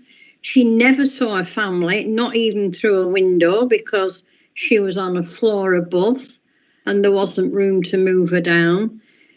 She hadn't seen her grandchildren, she hadn't seen her daughters. Her daughters are racked with guilt.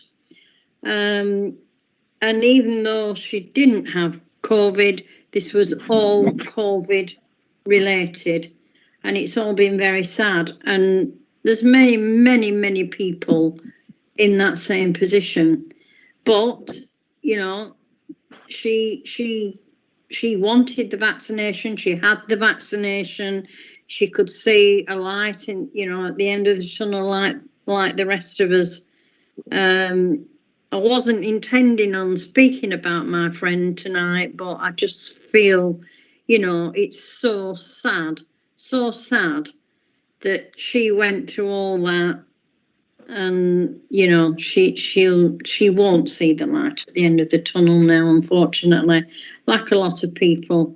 And I remember saying to somebody last year, at the beginning of last year, well, I don't know anybody that's had COVID, do you? No, I don't, you know. I have a small family of 9, and 6 of them have tested positive. And we all know somebody that's died, and we all know somebody that's been affected, and we all know people that have lost their livelihoods and everything else, you know. So I'm probably gone off on a tangent here, but anyway, that's what I wanted to say. Thank you. Thank you, Councillor Lord. Councillor Iqbal, you had your hand in the air. I did. Thank you very much, Mr. Mayor. Just to echo the words of both Councillors Whip and Lord, I will be supporting the motion, because it's quite clear that the people, and number one, in terms of the resolution, highlights where credit is due in terms of the vaccination programme, and, you know, putting their lives at risk to protect us. And Dot's right that, you know, in the first round of COVID, many people were saying to me, well, I don't know anybody that's had COVID. I don't think there's anybody in Pendle that can now say that. Somebody knows somebody, or somebody's lost a loved one through this pandemic. And in terms of the vaccination, Mr. Mayor, I know that there are people out there trying to spread lies. I'm sorry to use the word lies about the vaccination, but I would urge people that if they really value their own life and the lives of their families and the community at large, when it comes to your turn to have that vaccine, for God's sake, go and have it. Because I'd much rather live with somebody or be friends with somebody whilst they're alive, Mr. Mayor. And I think the vaccination is the best course to do that at the moment, rather than visiting Nelson Cemetery, as I regularly do, and reading the names on the gravestones. That's not something that I want to see in the future. We've lost too many people in this borough. And please, I would urge people not to listen to those people that are spreading lies, and to have the vaccination when it's their turn. Thank you.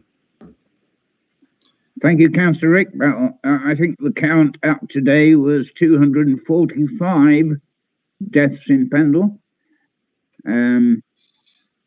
Councillor Greaves, you have your hand in the air as well, please. I did. Thank you, Mr. Mayor. I very much support this motion, and I think particularly the 4 resolutions on it are absolutely crucial. And I fully support everything that Councillor Whip put forward and other councillors have said. I do not agree, I'm afraid, with what I consider to be Councillor Whip's optimism that we can get rid of COVID altogether.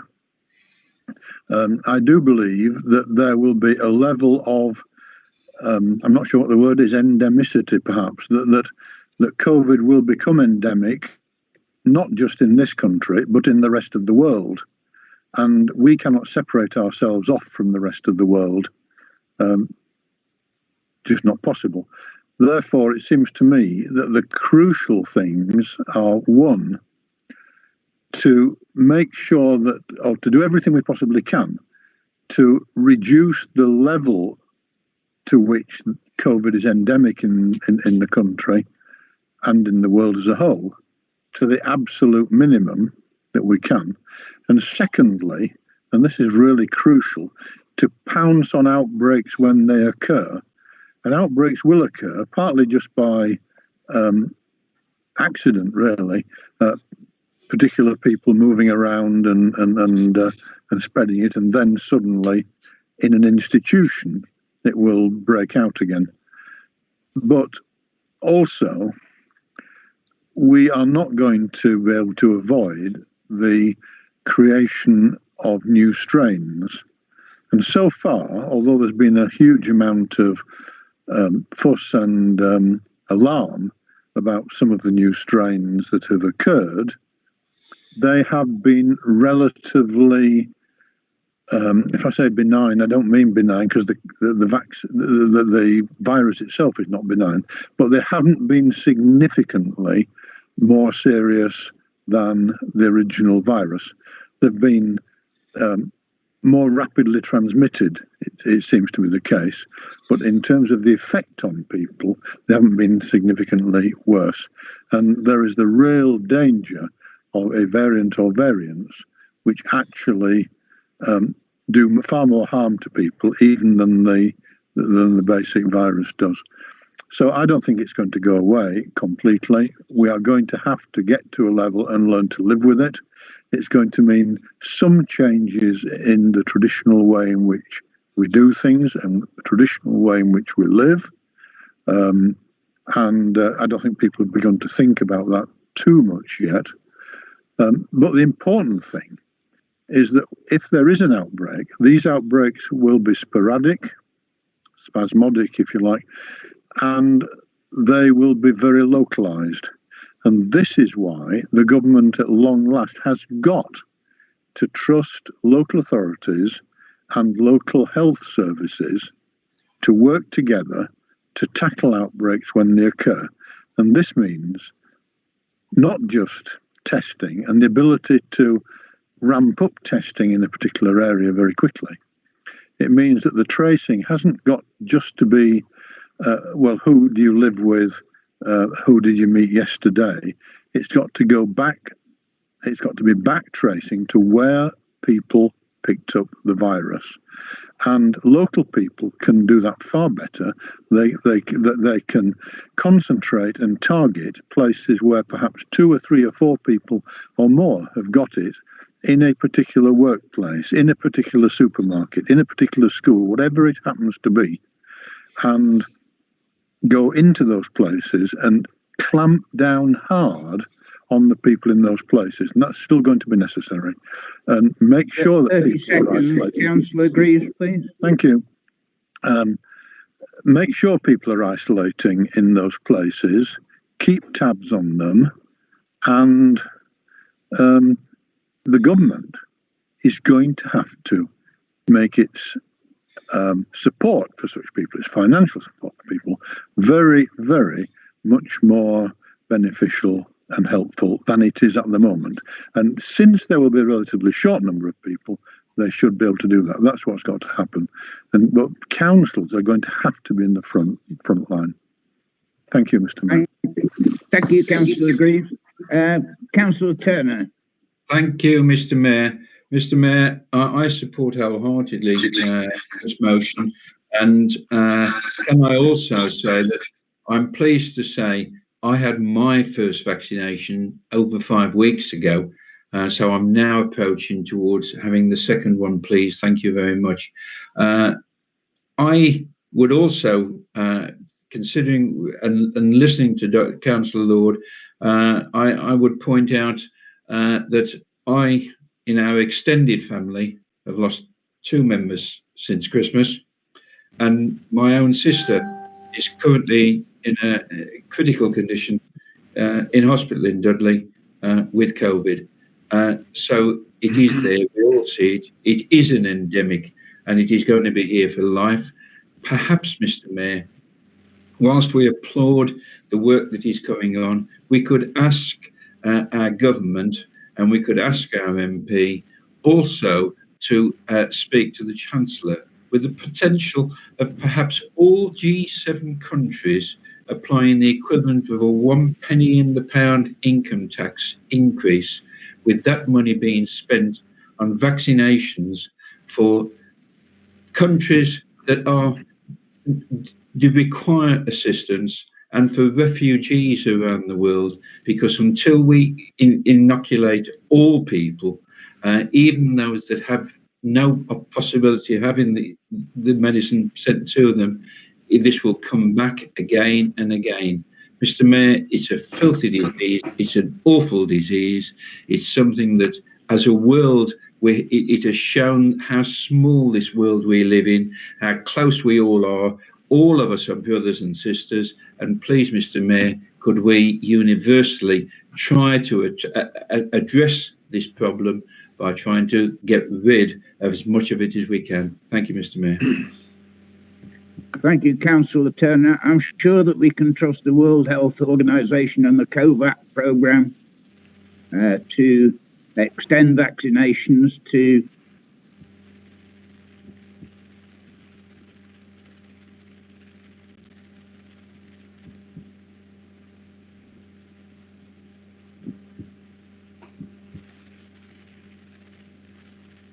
Councillor Ahmed. I think you were next on my list with a hand up. Thank you. I agree. After you've spoken, Councillor Ahmed, I have Councillor Newman, and since nobody at this point in time is dissenting, and we do have several more motions yet to discuss, I would intend to move to a vote excuse me, immediately after Councillor Newman has had his say. So, Councillor Ahmed, please. Thank you. I agree with much of what's been said before me by most of all the previous speakers, really, because there isn't much to criticise in terms of what's being said or disagree with it. And it is important that we do acknowledge absolutely everybody. I don't want to name individual people or professions who are doing it, but absolutely everyone who's been involved with the vaccination process, which is hugely successful at the moment, and long may it continue, because that is the solution and the way out of this.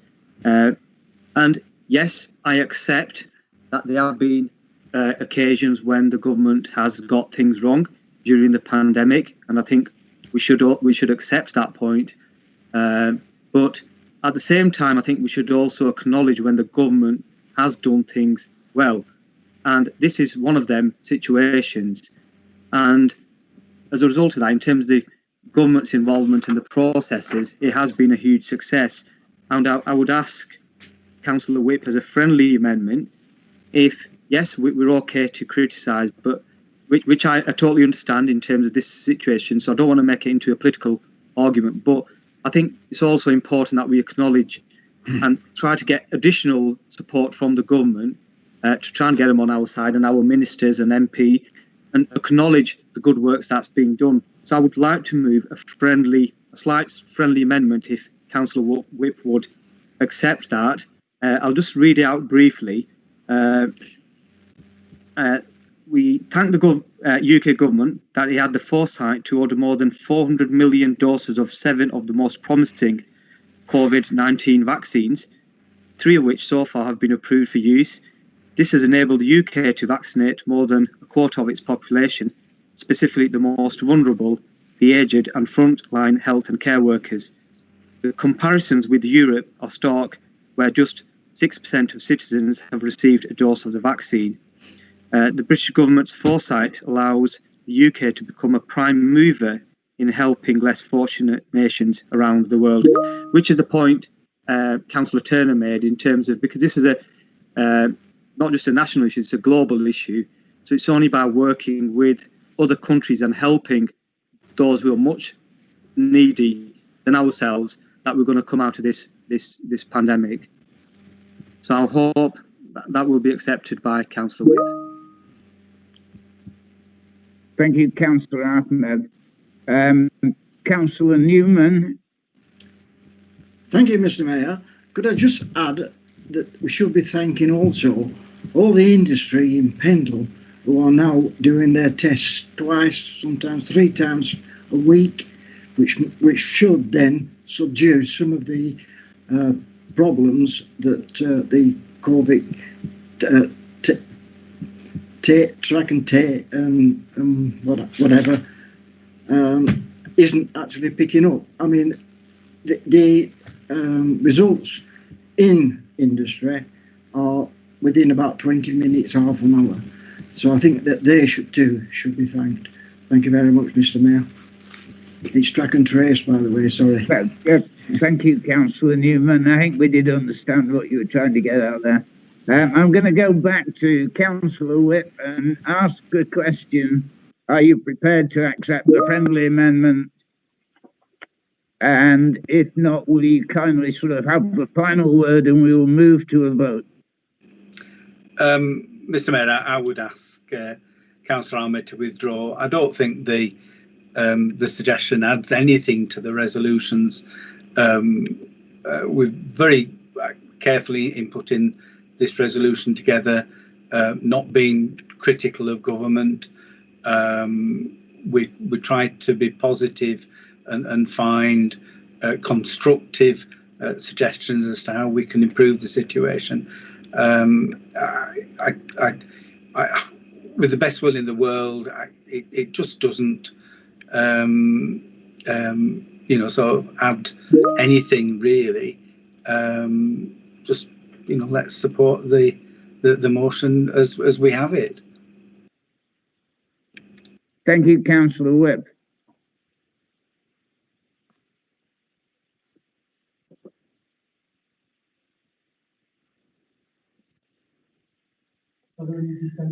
Yeah. Rather than a very complex voting system, are there any particular councillors who identify as objecting to the motion and dissenting from the motion itself as published by Councillor Whip? No. Okay, I take that no, so therefore the motion is carried. Can we move then on to the second motion this evening, which is a motion on broadband to be moved by Councillor Tom Whip.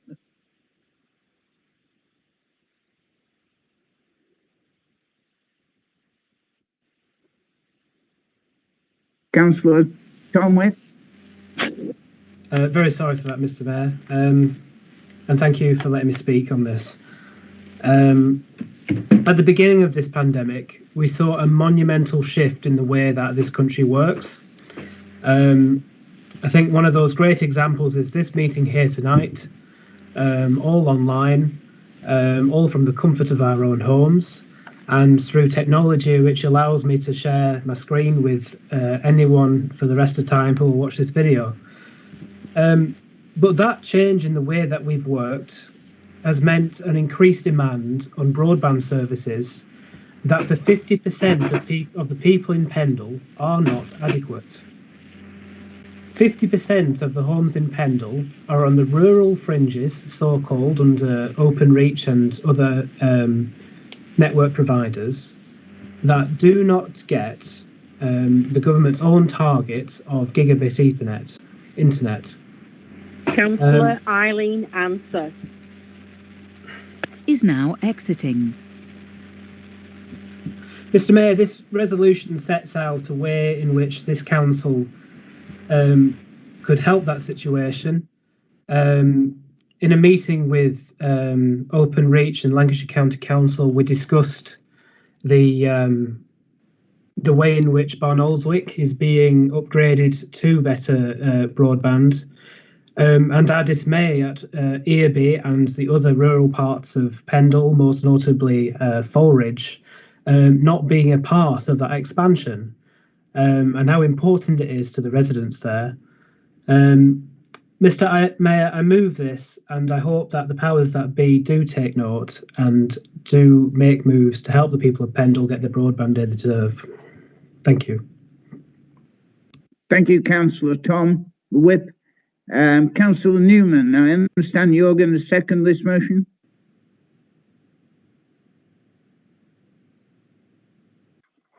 Councillor Newman? Thank you, Mr. Mayor. Are you there? Mr. Yes. Mayor? Are you going to second this motion, Councillor Newman? Yes, I will second this motion, Mr. Mayor, with the rural areas, where, especially where I live anyway, we are being left out, as per usual, by the going out of this broadband. We have many people in the rural areas working from home due to the pandemic and other things, and yet we have such a poor response from Openreach about moving on, and also we all pay the same for the service that's about, and yet we get the least back. But I will second this motion. Thank you. Thank you, Councillor Newman. Councillor Goulthorpe. Yes, thank you, Mr. Mayor. I find myself in the enviable position of supporting Councillor Tom Whip 100% on his motion. Certainly in terms of the rural aspect of this, it's totally unacceptable. We have a large chunk of Pendle which is rural. Yes, we've got Nelson and Barlick and Colne, but a big chunk is out there, and more these days people are working from home. Earby has been a particular problem for the last 15 years. I'm sure your father will bring you up to date that the Earby exchange is really well and truly past its sell-by date, if not its use-by date. And it will mean a complete and utter refurbish, if not rebrand whatsoever with that to get anywhere in Earby, I'm afraid. And being the receiving end of intermittent connectivity, it's the same in a big area of Earby and throughout rural Pendle. So 100% support. We'll have to see whether the pressure works. It hasn't worked up to now, that's for certain. And a number of councillors and indeed our MPs have spent a lot of time pushing on this, but we have still got an exchange in Earby, which is back in the era of tin cans and string. Thank you, Mr. Mayor. Thank you, Councillor Goulthorpe. I have no hands raised here. Is there anyone wishes to speak against the acceptance of this motion? No, thank you very much indeed. So I take it that the motion is approved unanimously by council. Thank you. We move now on to a notice of motion on road repairs to be moved by Councillor Clegg. Councillor Clegg, please. Thank you, Mr. Mayor. It is not a very long motion, so for the benefit of people watching this from home, either on YouTube or however they decide to watch it, I will read it out. That council notes the promises 4 years ago by county council candidates who subsequently became part of the ruling group at County Hall, that there will be fair funding for road repairs in Pendle, an audit of conditions and pledges of millions of extra pounds of road repairs in our borough. That since then the promised funding for road repairs hasn't materialised, our area has continued to suffer a shortfall in funding and roads continue to rot across Pendle. The Highways Improvement Funds have been moved from Pendle to Burnley. Council therefore resolves that Lancashire County Council be requested to ensure fair funding for road repairs in Pendle and an end to our rotten roads in the borough. Mr. Mayor, I hope that this motion will receive the support it deserves. It relates to the whole of Pendle and not just a few pockets here and there. Mr. Mayor, the state of our roads here in Pendle are not fit for purpose. The state of our road repairs and pothole repairs here in Pendle are not fit for purpose. In fact, the state of the whole highway service we get from Lancashire County Council is not fit for purpose. The government promised 1.5 billion in funding for potholes. That figure has now been reduced, I believe, by an average of about 23%. That is before any of the highway authorities see it. More to the point, where is the remaining 77% of the funding? It is certainly not being spent on Lancashire roads and, more to the point, not on Pendle roads. I seem to remember, Mr. Mayor, 4 years ago we were in a similar position with certain candidates in the 2017 County Council elections making wild promises that if their party took control of the potholes in Lancashire and would, more importantly, in Pendle, would be sorted. They pledged to increase road surfacing in Pendle to £2 million a year. What did we actually get? Well, we got on average over the last 4 years £711,255 a year, which is quite a shortfall on what was promised. Well, 4 years later, Mr. Mayor, what has changed? A big fat zero has changed, Mr. Mayor. Absolutely nothing has changed apart from the fact that most of our roads have got worse. I move, Mr. Mayor.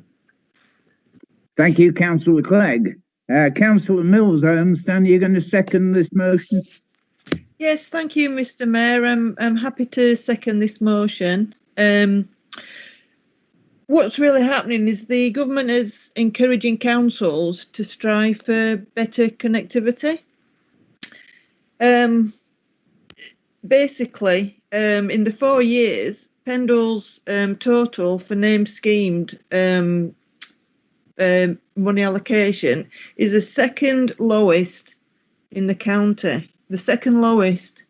So it's an ongoing situation that Pendle is not seeing this money coming over to us. If you look at Pendle roads compared with other areas of Lancashire, some of Pendle roads appear to be a continuous line of potholes. In fact, someone on Facebook recently regarded the potholes to be more like craters. You know, it's getting to that point now.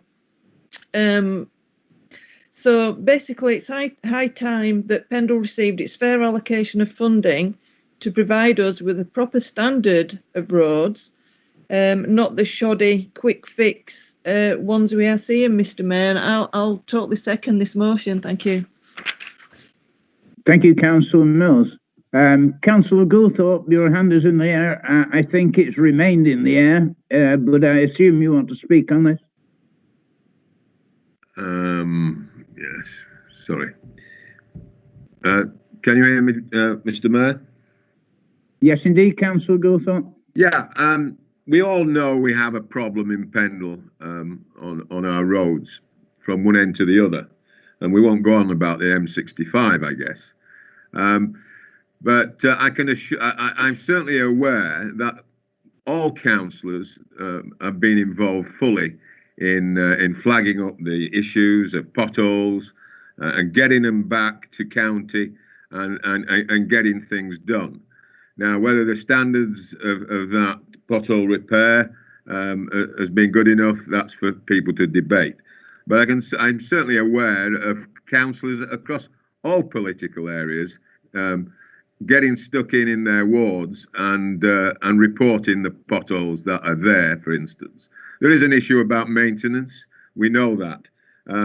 But at the end of the day, it's about performance in terms of LCC, not about the councillors. All our borough councillors and, to my knowledge, county councillors here have been fully involved in trying to get the issues of potholes in Pendle sorted in the last few years. And certainly this last bad winter we've been having has highlighted yet again potholes, all of which have been reported and followed up within the various wards, I'm sure. Thank you, Mr. Mayor. Thank you, Councillor Goulthorpe. Councillor Iqbal. Thank you very much, Mr. Mayor. I'll be supporting the motion because Councillor Clegg is quite right what happened 4 years ago. But most Conservative county councillor candidates had promised that there wouldn't be a single pothole left in Pendle if they took control. Well, you know, I'll just mention two, and you know, those colleagues at county council are aware of these. If you look at Regent Street in Nelson that goes into Corn, God knows how many times that's been repaired, and yet again it's in a poor state. So, Councillor Goulthorpe, you know, addresses that it's an issue around performance. I would beg to differ and say that it's actually about underinvestment in terms of Pendle. You know, Councillor Clegg has highlighted what we should have had and what we've actually got. And the second one is, and this will be very close to Councillors Ahmed and Goulthorpe and colleagues on the Conservative side, that if they walk out of Conservative Central Office in Pendle in Nelson on to Cross Street, there's craters there again, and it's like a common occurrence. So I would have asked Councillor Goulthorpe. I mean, there's still time to get County Councillor Jeff Driver and Keith Hidden to Pendle, no doubt for the photo shoot for Councillor Goulthorpe's county campaign, and actually have them at Cross Street so they can stand in one of the craters. But it's about underinvestment and not necessarily performance. If the guys aren't given the tools and the girls to give them the tools to do the job, it's not their fault. So I'll be supporting the motion. Thank you, Councillor Iqbal. Councillor Wall. Yeah, good evening, councillors. I mean, all I can say is that I think all the county councillors have tried to put the case for having better roads in the area of Pendle. Only 2 days ago, I had a meeting with Jenny Purcell and a senior manager from Highways, and that's the first time in 11 years one of them has deemed to come out and to actually speak to us. So I think things might be changing for better. She did assure us there was more money available next year, and that one of the main troubles she thought with the situation with Highways was their inability, or the fact that they weren't prepared to converse with us, and always tried to shut councillors and members of the public out of their meetings. So I take that as a positive step, and I thank Councillor Purcell for her efforts, and I hope it comes to fruition. Thank you. Thank you, Councillor Wall. Councillor Tomwitt. Thank you, Mr. Mayor. I would like to share my screen with you once again. Unfortunately, I'm not sure if this contains this last year's spending, but as you can see here, Pendle is the second to last in spending. I believe I think this is per capita. I can't be sure. Councillor Whip made this. Sorry, sending me messages. I mean, it's just a disproportionate amount of money spending in the whole of Lancashire, and we're just not seeing our fair share. Mr. Mayor, even though the money is being spent less here, I think the issue stems deeper than that. I believe that it's part of the county council's policies around the size that these craters need to get to and the depth before they intervene that causes these problems to longer persist. You constantly see potholes erupt in the same areas, even around the previous patches just a month later. And all it would take was a proper repair to stop these reoccurring sites from constantly becoming potholes. Mr. Mayor, the county council is constantly trying to shave off those pennies every year, but it's just costing more down the road, which they're not accounting for, and is just irresponsible. Thank you. Thank you, Councillor Whip. I don't see any hands in the air again, so I'm going to go straight to the vote on this. Are there any particular councillors who wish to dissent from this motion? Mr. Mayor?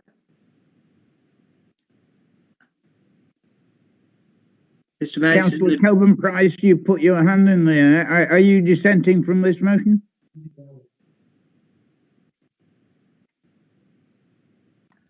I wish to abstain from this motion.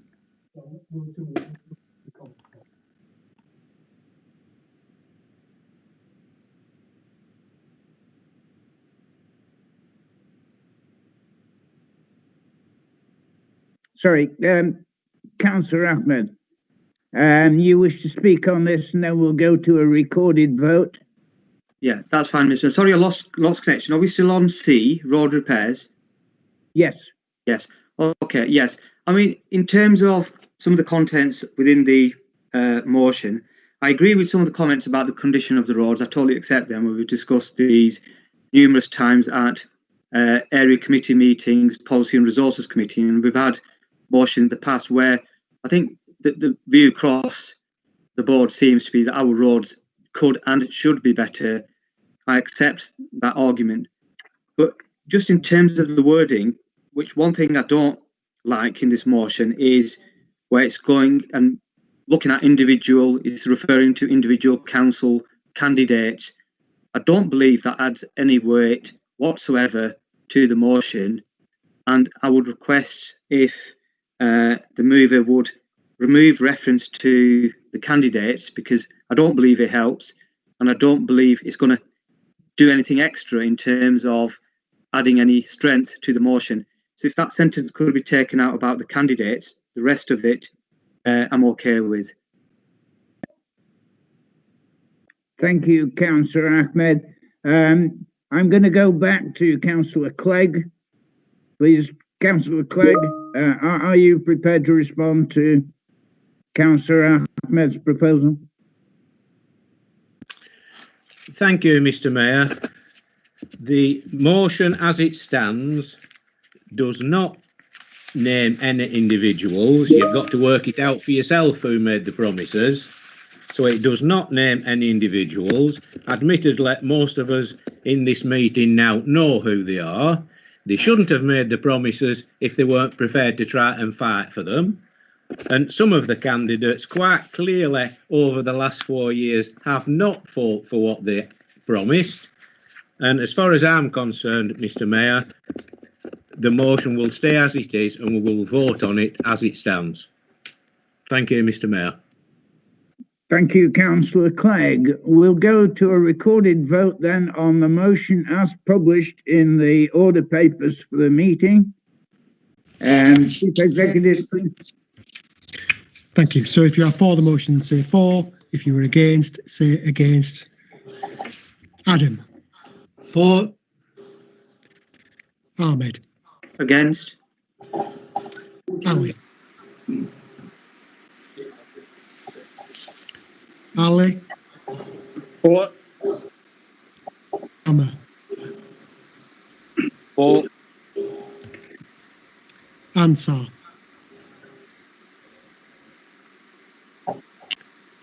Ansar. It's Bondi. Ashraf. For. Aslan. Against. Butterworth. Against. Carol. Carol.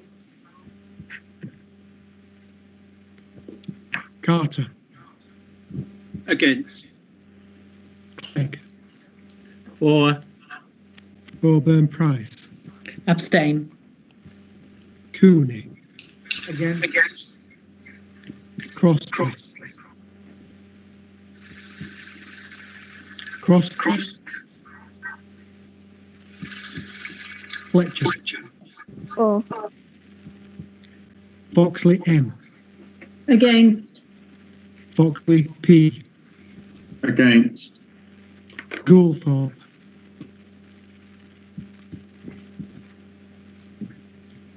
Goulthorpe. Councillor Goulthorpe.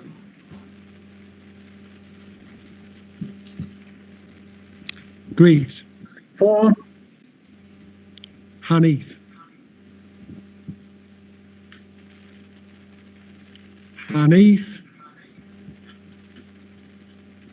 Councillor Hanif. Hartley. For. Iqbal M. For. Iqbal Y. For. Leonti. Abstain. Lord. For. McCollum. Abstain. McGowan. For. Anne. For. Mills. For. Newman. For. Purcell.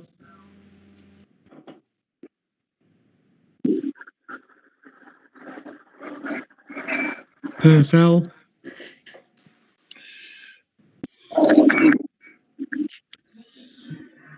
Councillor Purcell. Saqib. For. Shaw. Councillor Shaw. Trent. For. Turner. Councillor Turner. Abstain. Mrs. Wall. Kathleen Shaw, Pendleborough Council. Councillor now Wall. exiting. Abstain. D. For. Whip T. For. And Wicks. For.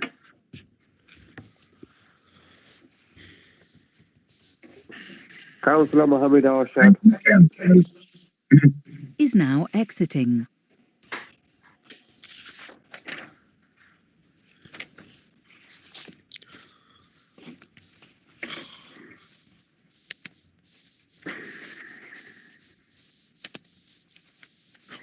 I think that's Nadeem Ahmed's cooker that's going off. His food must be ready.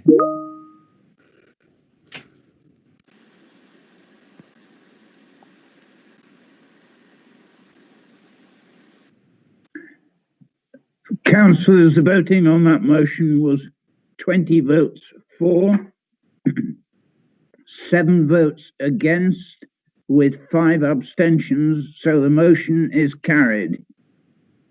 Thank you very much. Can we move on to notice of motion D then, which is a notice of motion on the A56 Colnham Villages bypass, to be moved by Councillor Whip.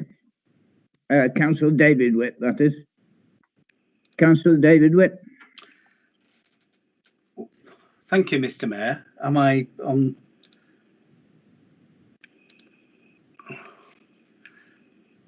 Can you hear me, Mother?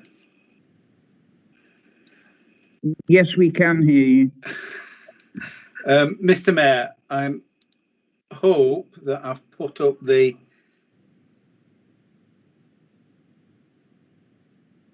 resolution. Sorry, we're looking at a blue screen with the special, but yes, we've got it now.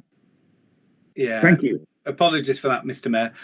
So I'll put the resolution up on screen, and essentially this is about a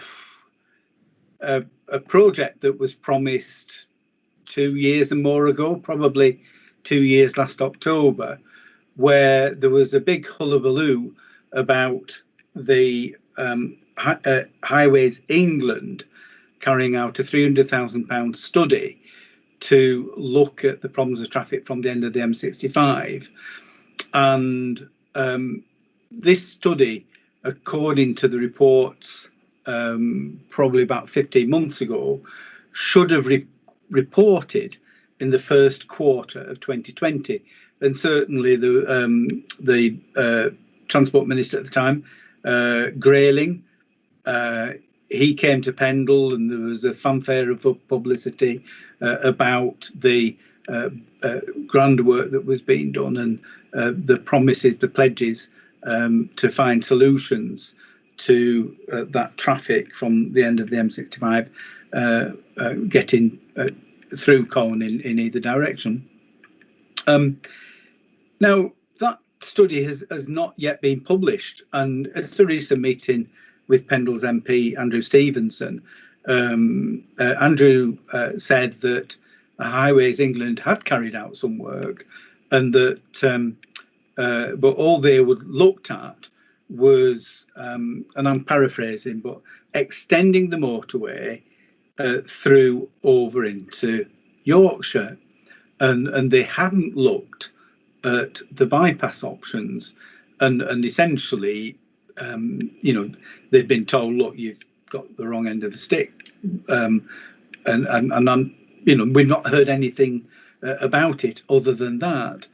So, I mean, this is a crucial issue, not only affecting people in and around Colne, but all the people who travel through Colne as necessity, and all the communities on the periphery of Colne that suffer from the traffic that is travelling to and from the M65. So it's crucial that we see the study published, and that we continue to press for solutions to the problems that are posed. And essentially that's all this is. It's, look, let's see what the study is saying, and let's try identify and implement solutions to the problems of traffic in Colne. Now, people will be aware that there is a £1 million project being carried out now over a period of several months by the County Council. But apart from some signal improvements, most of that work is signing and lining. It's putting new signs up, putting new paint on the carriageway. It has resulted in a little bit of resurfacing on North Valley, which is very, very welcome. And we could do with some more of that carrying out. But it's not going to significantly reduce the congestion in Colne. And Colne is the congestion capital of the county. And obviously we've been pressing for years for some sustainable solutions to this. This seemed like it was an opportunity. It looks like it's been kicked into the long grass, and we'd like to get it as a live issue that is being seriously looked at by government and hopefully progressed. So I move. Thank you, Councillor Whip. Councillor Mann, I understand that you're going to second this, Alice? Yes, thank you, Mr. Mayor. I'll second this motion. There's been so many consultations and reports about this issue of how to improve the problem of traffic from the M65. I can remember in 2012 going to a meeting, and in order to view the different options, and red, brown, green, purple, sky blue routes were presented, I think even pink. The Eastern Lancashire Transport and Highway Master Plan was then published, and a few months later we got the M65 Yorkshire Corridor Study. 10 years later, and nothing seems to have happened. And we're waiting for yet another report to be published. The amount of time and money that must have gone into this issue must be colossal. And perhaps the people of Pendle would have preferred that money to have gone into improving those potholes that were previously mentioned. Although I don't have much hope that this unpublished study will produce any action, it does need to be published. We just need to know what is going to happen in this area to address this traffic problem. And we've got to press all those involved to get this issue sorted without any more delay. Otherwise, I think we'll probably be discussing this problem in 2032.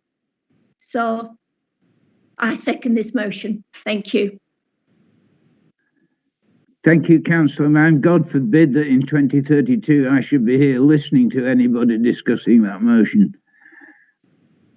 Councillor Greaves, I understand you have your hand in the air. Mr. Mayor, thank you very much. Just laughing at the thought that I might be discussing in 2032. I think that's not terribly likely.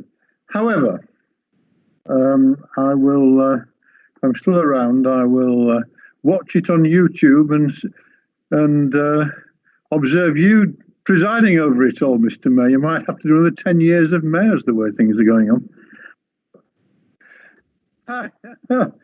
I am confused about this, and genuinely confused.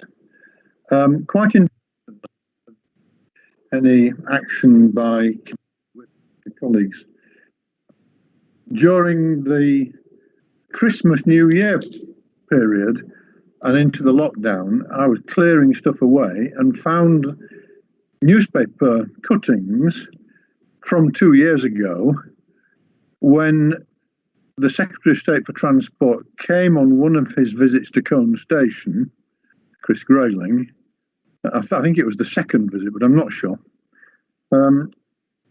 And that was on, I think, the 21st of March, 2019.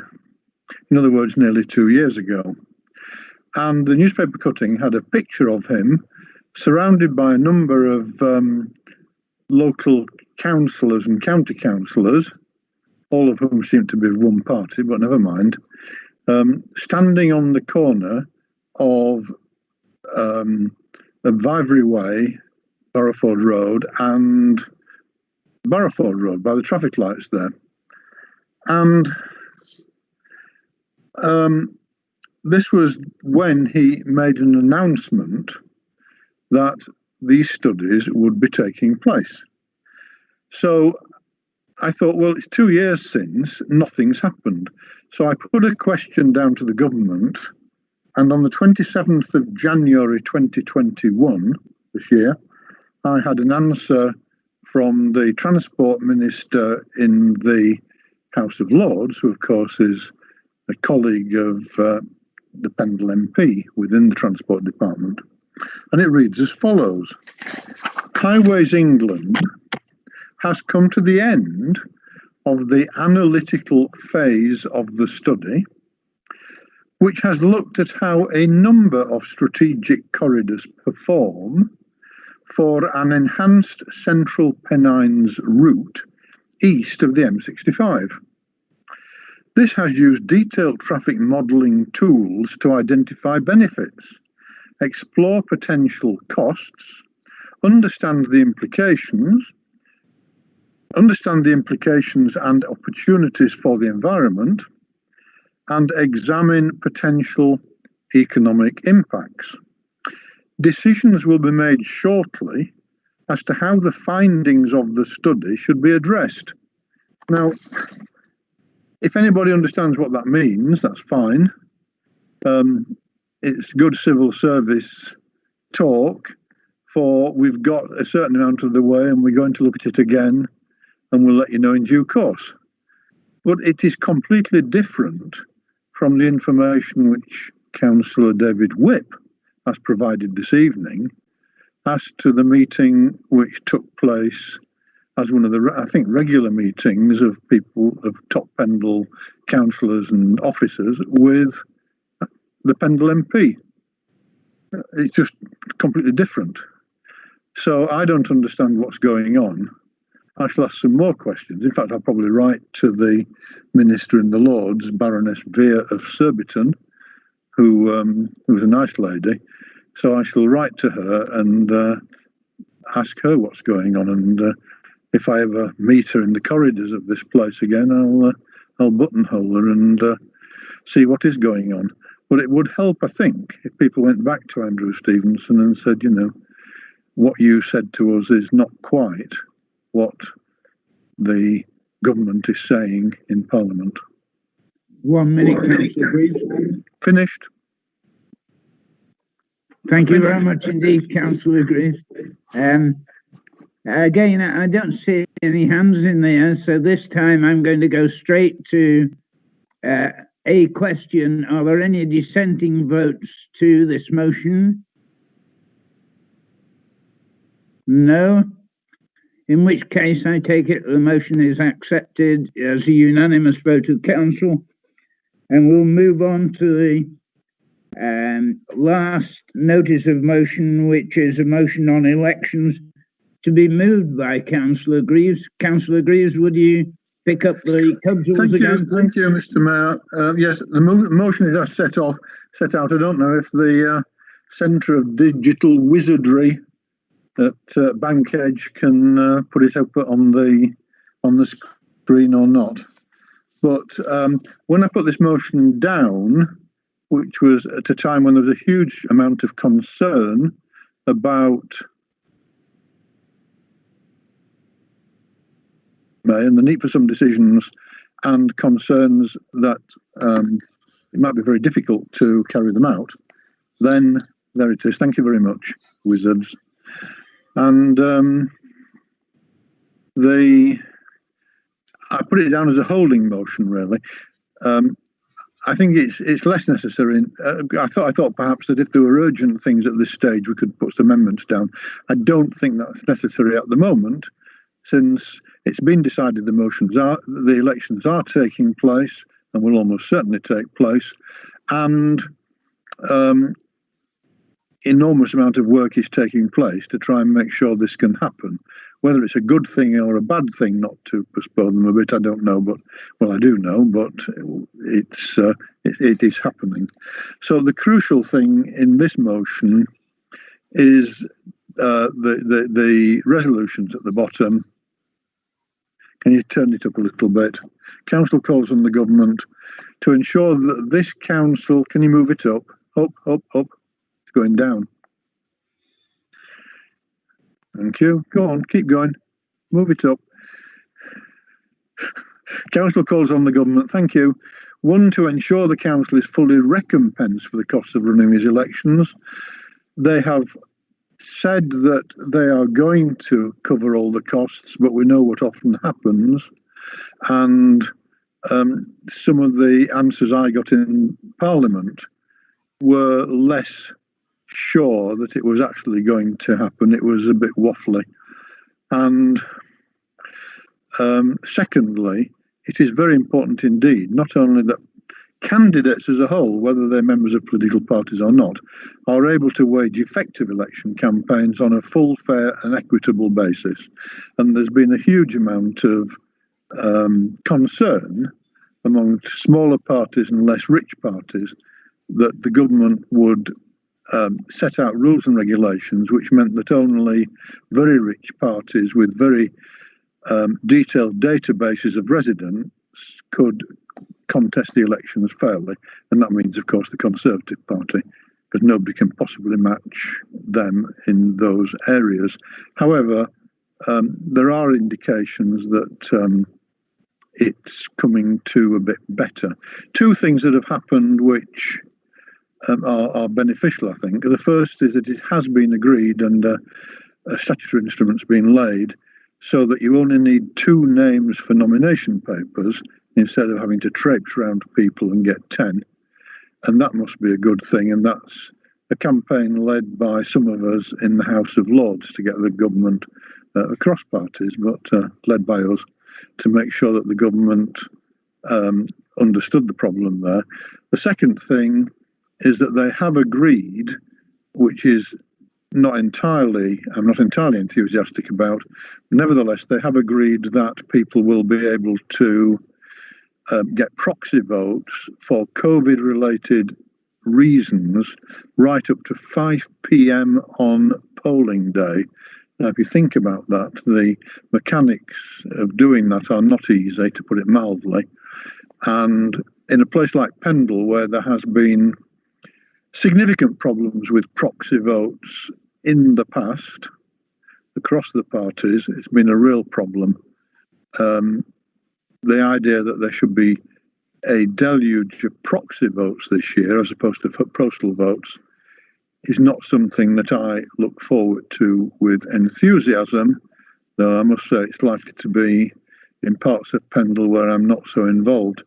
But I think we're going to have to be very careful indeed to make sure that it's done properly and fairly, and people don't use it to try and rig the elections in stupid ways. But nevertheless, it means that people will be able to vote. I don't know if you're giving me 30 seconds or telling me my time is up, but I've finished. Thank you. I move. Thank you, Councillor. Do we have a seconder for that?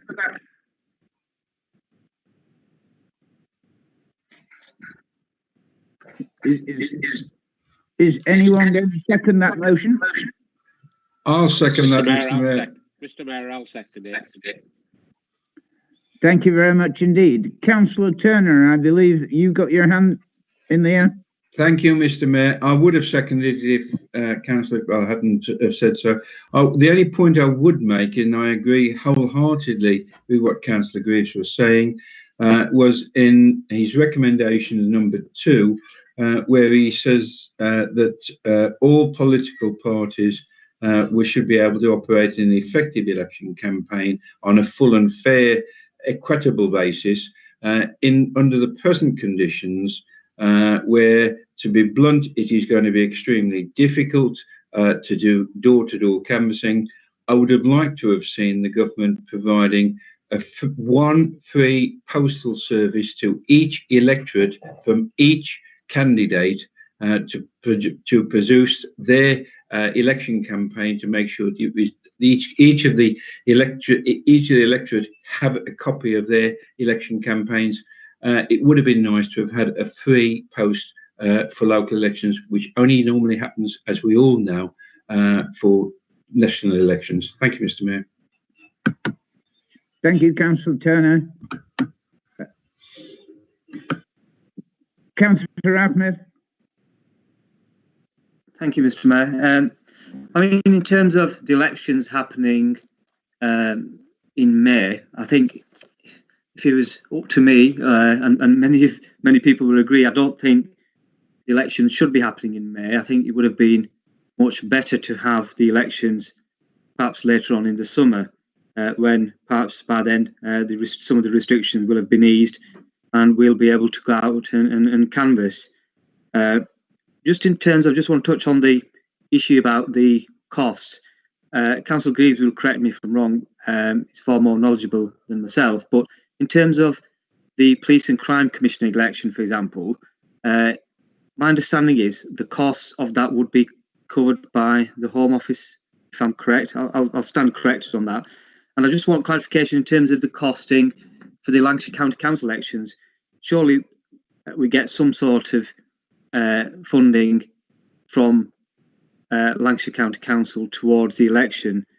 So I'd just like to seek some clarification on that before we go to the vote. Just in terms of the canvassing issue, in terms of do people have an advantage or an unfair advantage? Yes, some parties will to some extent, but not everybody. For example, if you look at the new Whitefield and Walden ward, for example, that's a huge, I would say, advantage to the Labour Party rather than a Conservative candidate. So I think it will work both ways in certain areas depending on where people will be standing in Pendle. So in terms of guidance, the guidance is going to be issued by the government anyway. We hope obviously sooner the better, so people know exactly what we can and can't do. But my understanding is the guidance will be issued in March regarding that. So I'll leave you at that. Thank you. Thank you, Councillor Ahmed. Officers of the council here were nodding at your suggestion that we received some funding from county in respect of county elections and from Cabinet Office for the Police and Crime Commissioner elections. In which case, I'm going to move straight to a vote again on this last item on the agenda. Chair, can I just reply very quickly to a couple of points? The question of a free post, yeah, the question of a free post was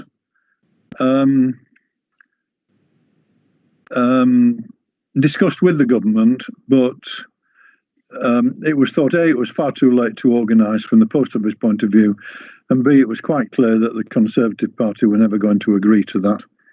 As far as Councillor Ahmed is concerned, the funding that comes, that there is core funding for elections that comes from the government, and they have said that the things over and above for COVID, employing extra staff, having to perhaps, I don't know if we're going to put up screens and the rest of it in polling stations or whatever it is, will be covered. They have said it will be covered, but whether that actually happens, I don't know. We will find out. But it's certainly true that those aspects of the elections that Pendle would pay for the borough are the town councils pay if it's a town council election, and the county pay if it's a county election.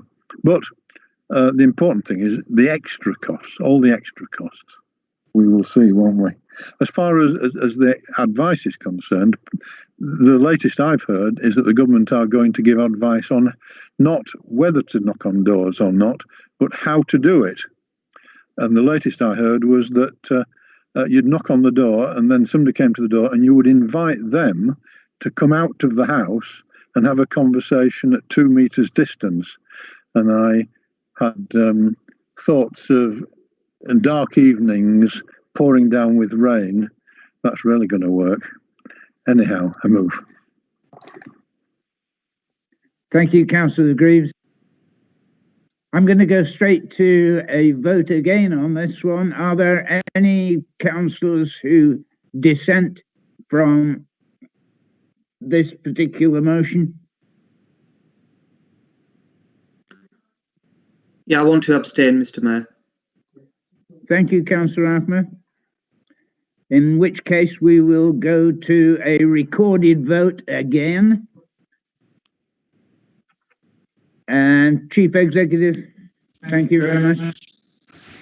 Thank you. So if you're for the motion, say for. If you're against, say against. Otherwise, abstain. Councillor Adam. For. Councillor Ahmed. Abstain. Councillor Ali. For. Ahmed. Councillor Ahmed. He's gone, Dean. Councillor Craft.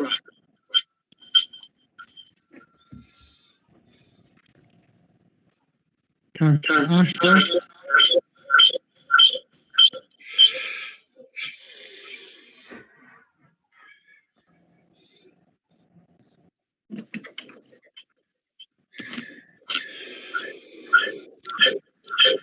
Councillor Aslam.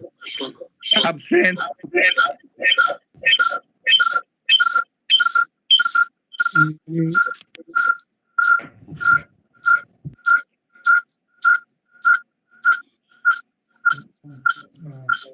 Councillor Aslam. Abstain. Councillor Aslam. Abstain. Abstain.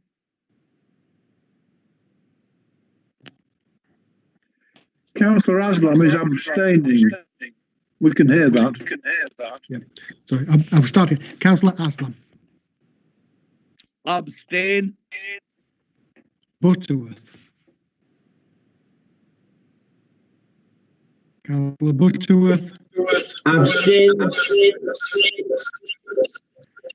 Councillor Carroll. Councillor Carroll. Carter. Abstain. Clegg. For. Coburn Price. Abstain. Cooney. Abstain. Crossley. Crossley. Fletcher. Councillor Fletcher. Foxley M. Abstain. Foxley P. Abstain. Thorpe.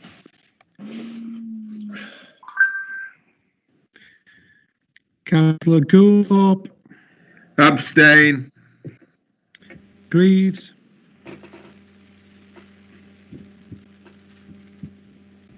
Councillor Greaves. For. Hive. Councillor Hive. Councillor Hartley. Councillor Councillor Iqbal M. For what? Iqbal Y. For. Leonte. Councillor Leonte. Councillor Lord. Abstain. For. I think Leonte's abstain. Yeah. Lord is for. McCollum. Abstain. McGowan.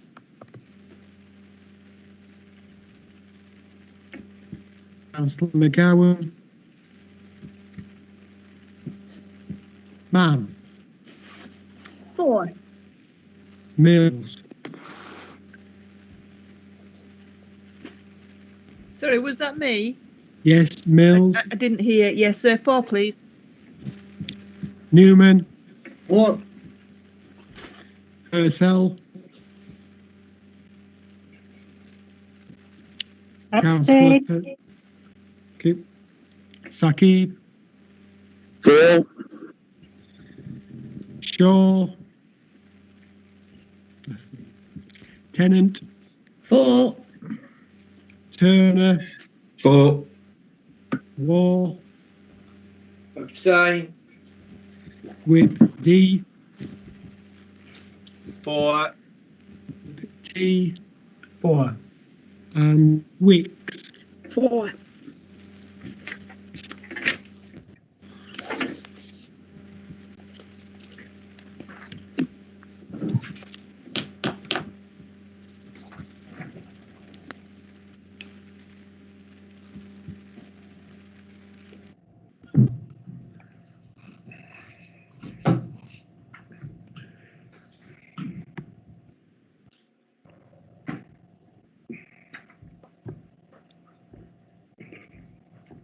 Thank you, councillors. The voting on that particular motion was 17 for, 0 votes against, with 13 abstentions. So the motion is carried. Ladies and gentlemen, councillors, officers, thank you very much for your time and effort that you've all put into this evening. I'd like to wish you all a safe journey home or to your brewing station or wherever it is you're going to. Thank you all for coming along. Thank you to the public for listening in, if you've managed to stick it out this long. And I wish you all a safe and peaceful evening. Good night, everybody. Thank you very much. Good night. Good night. Good night. Thank you.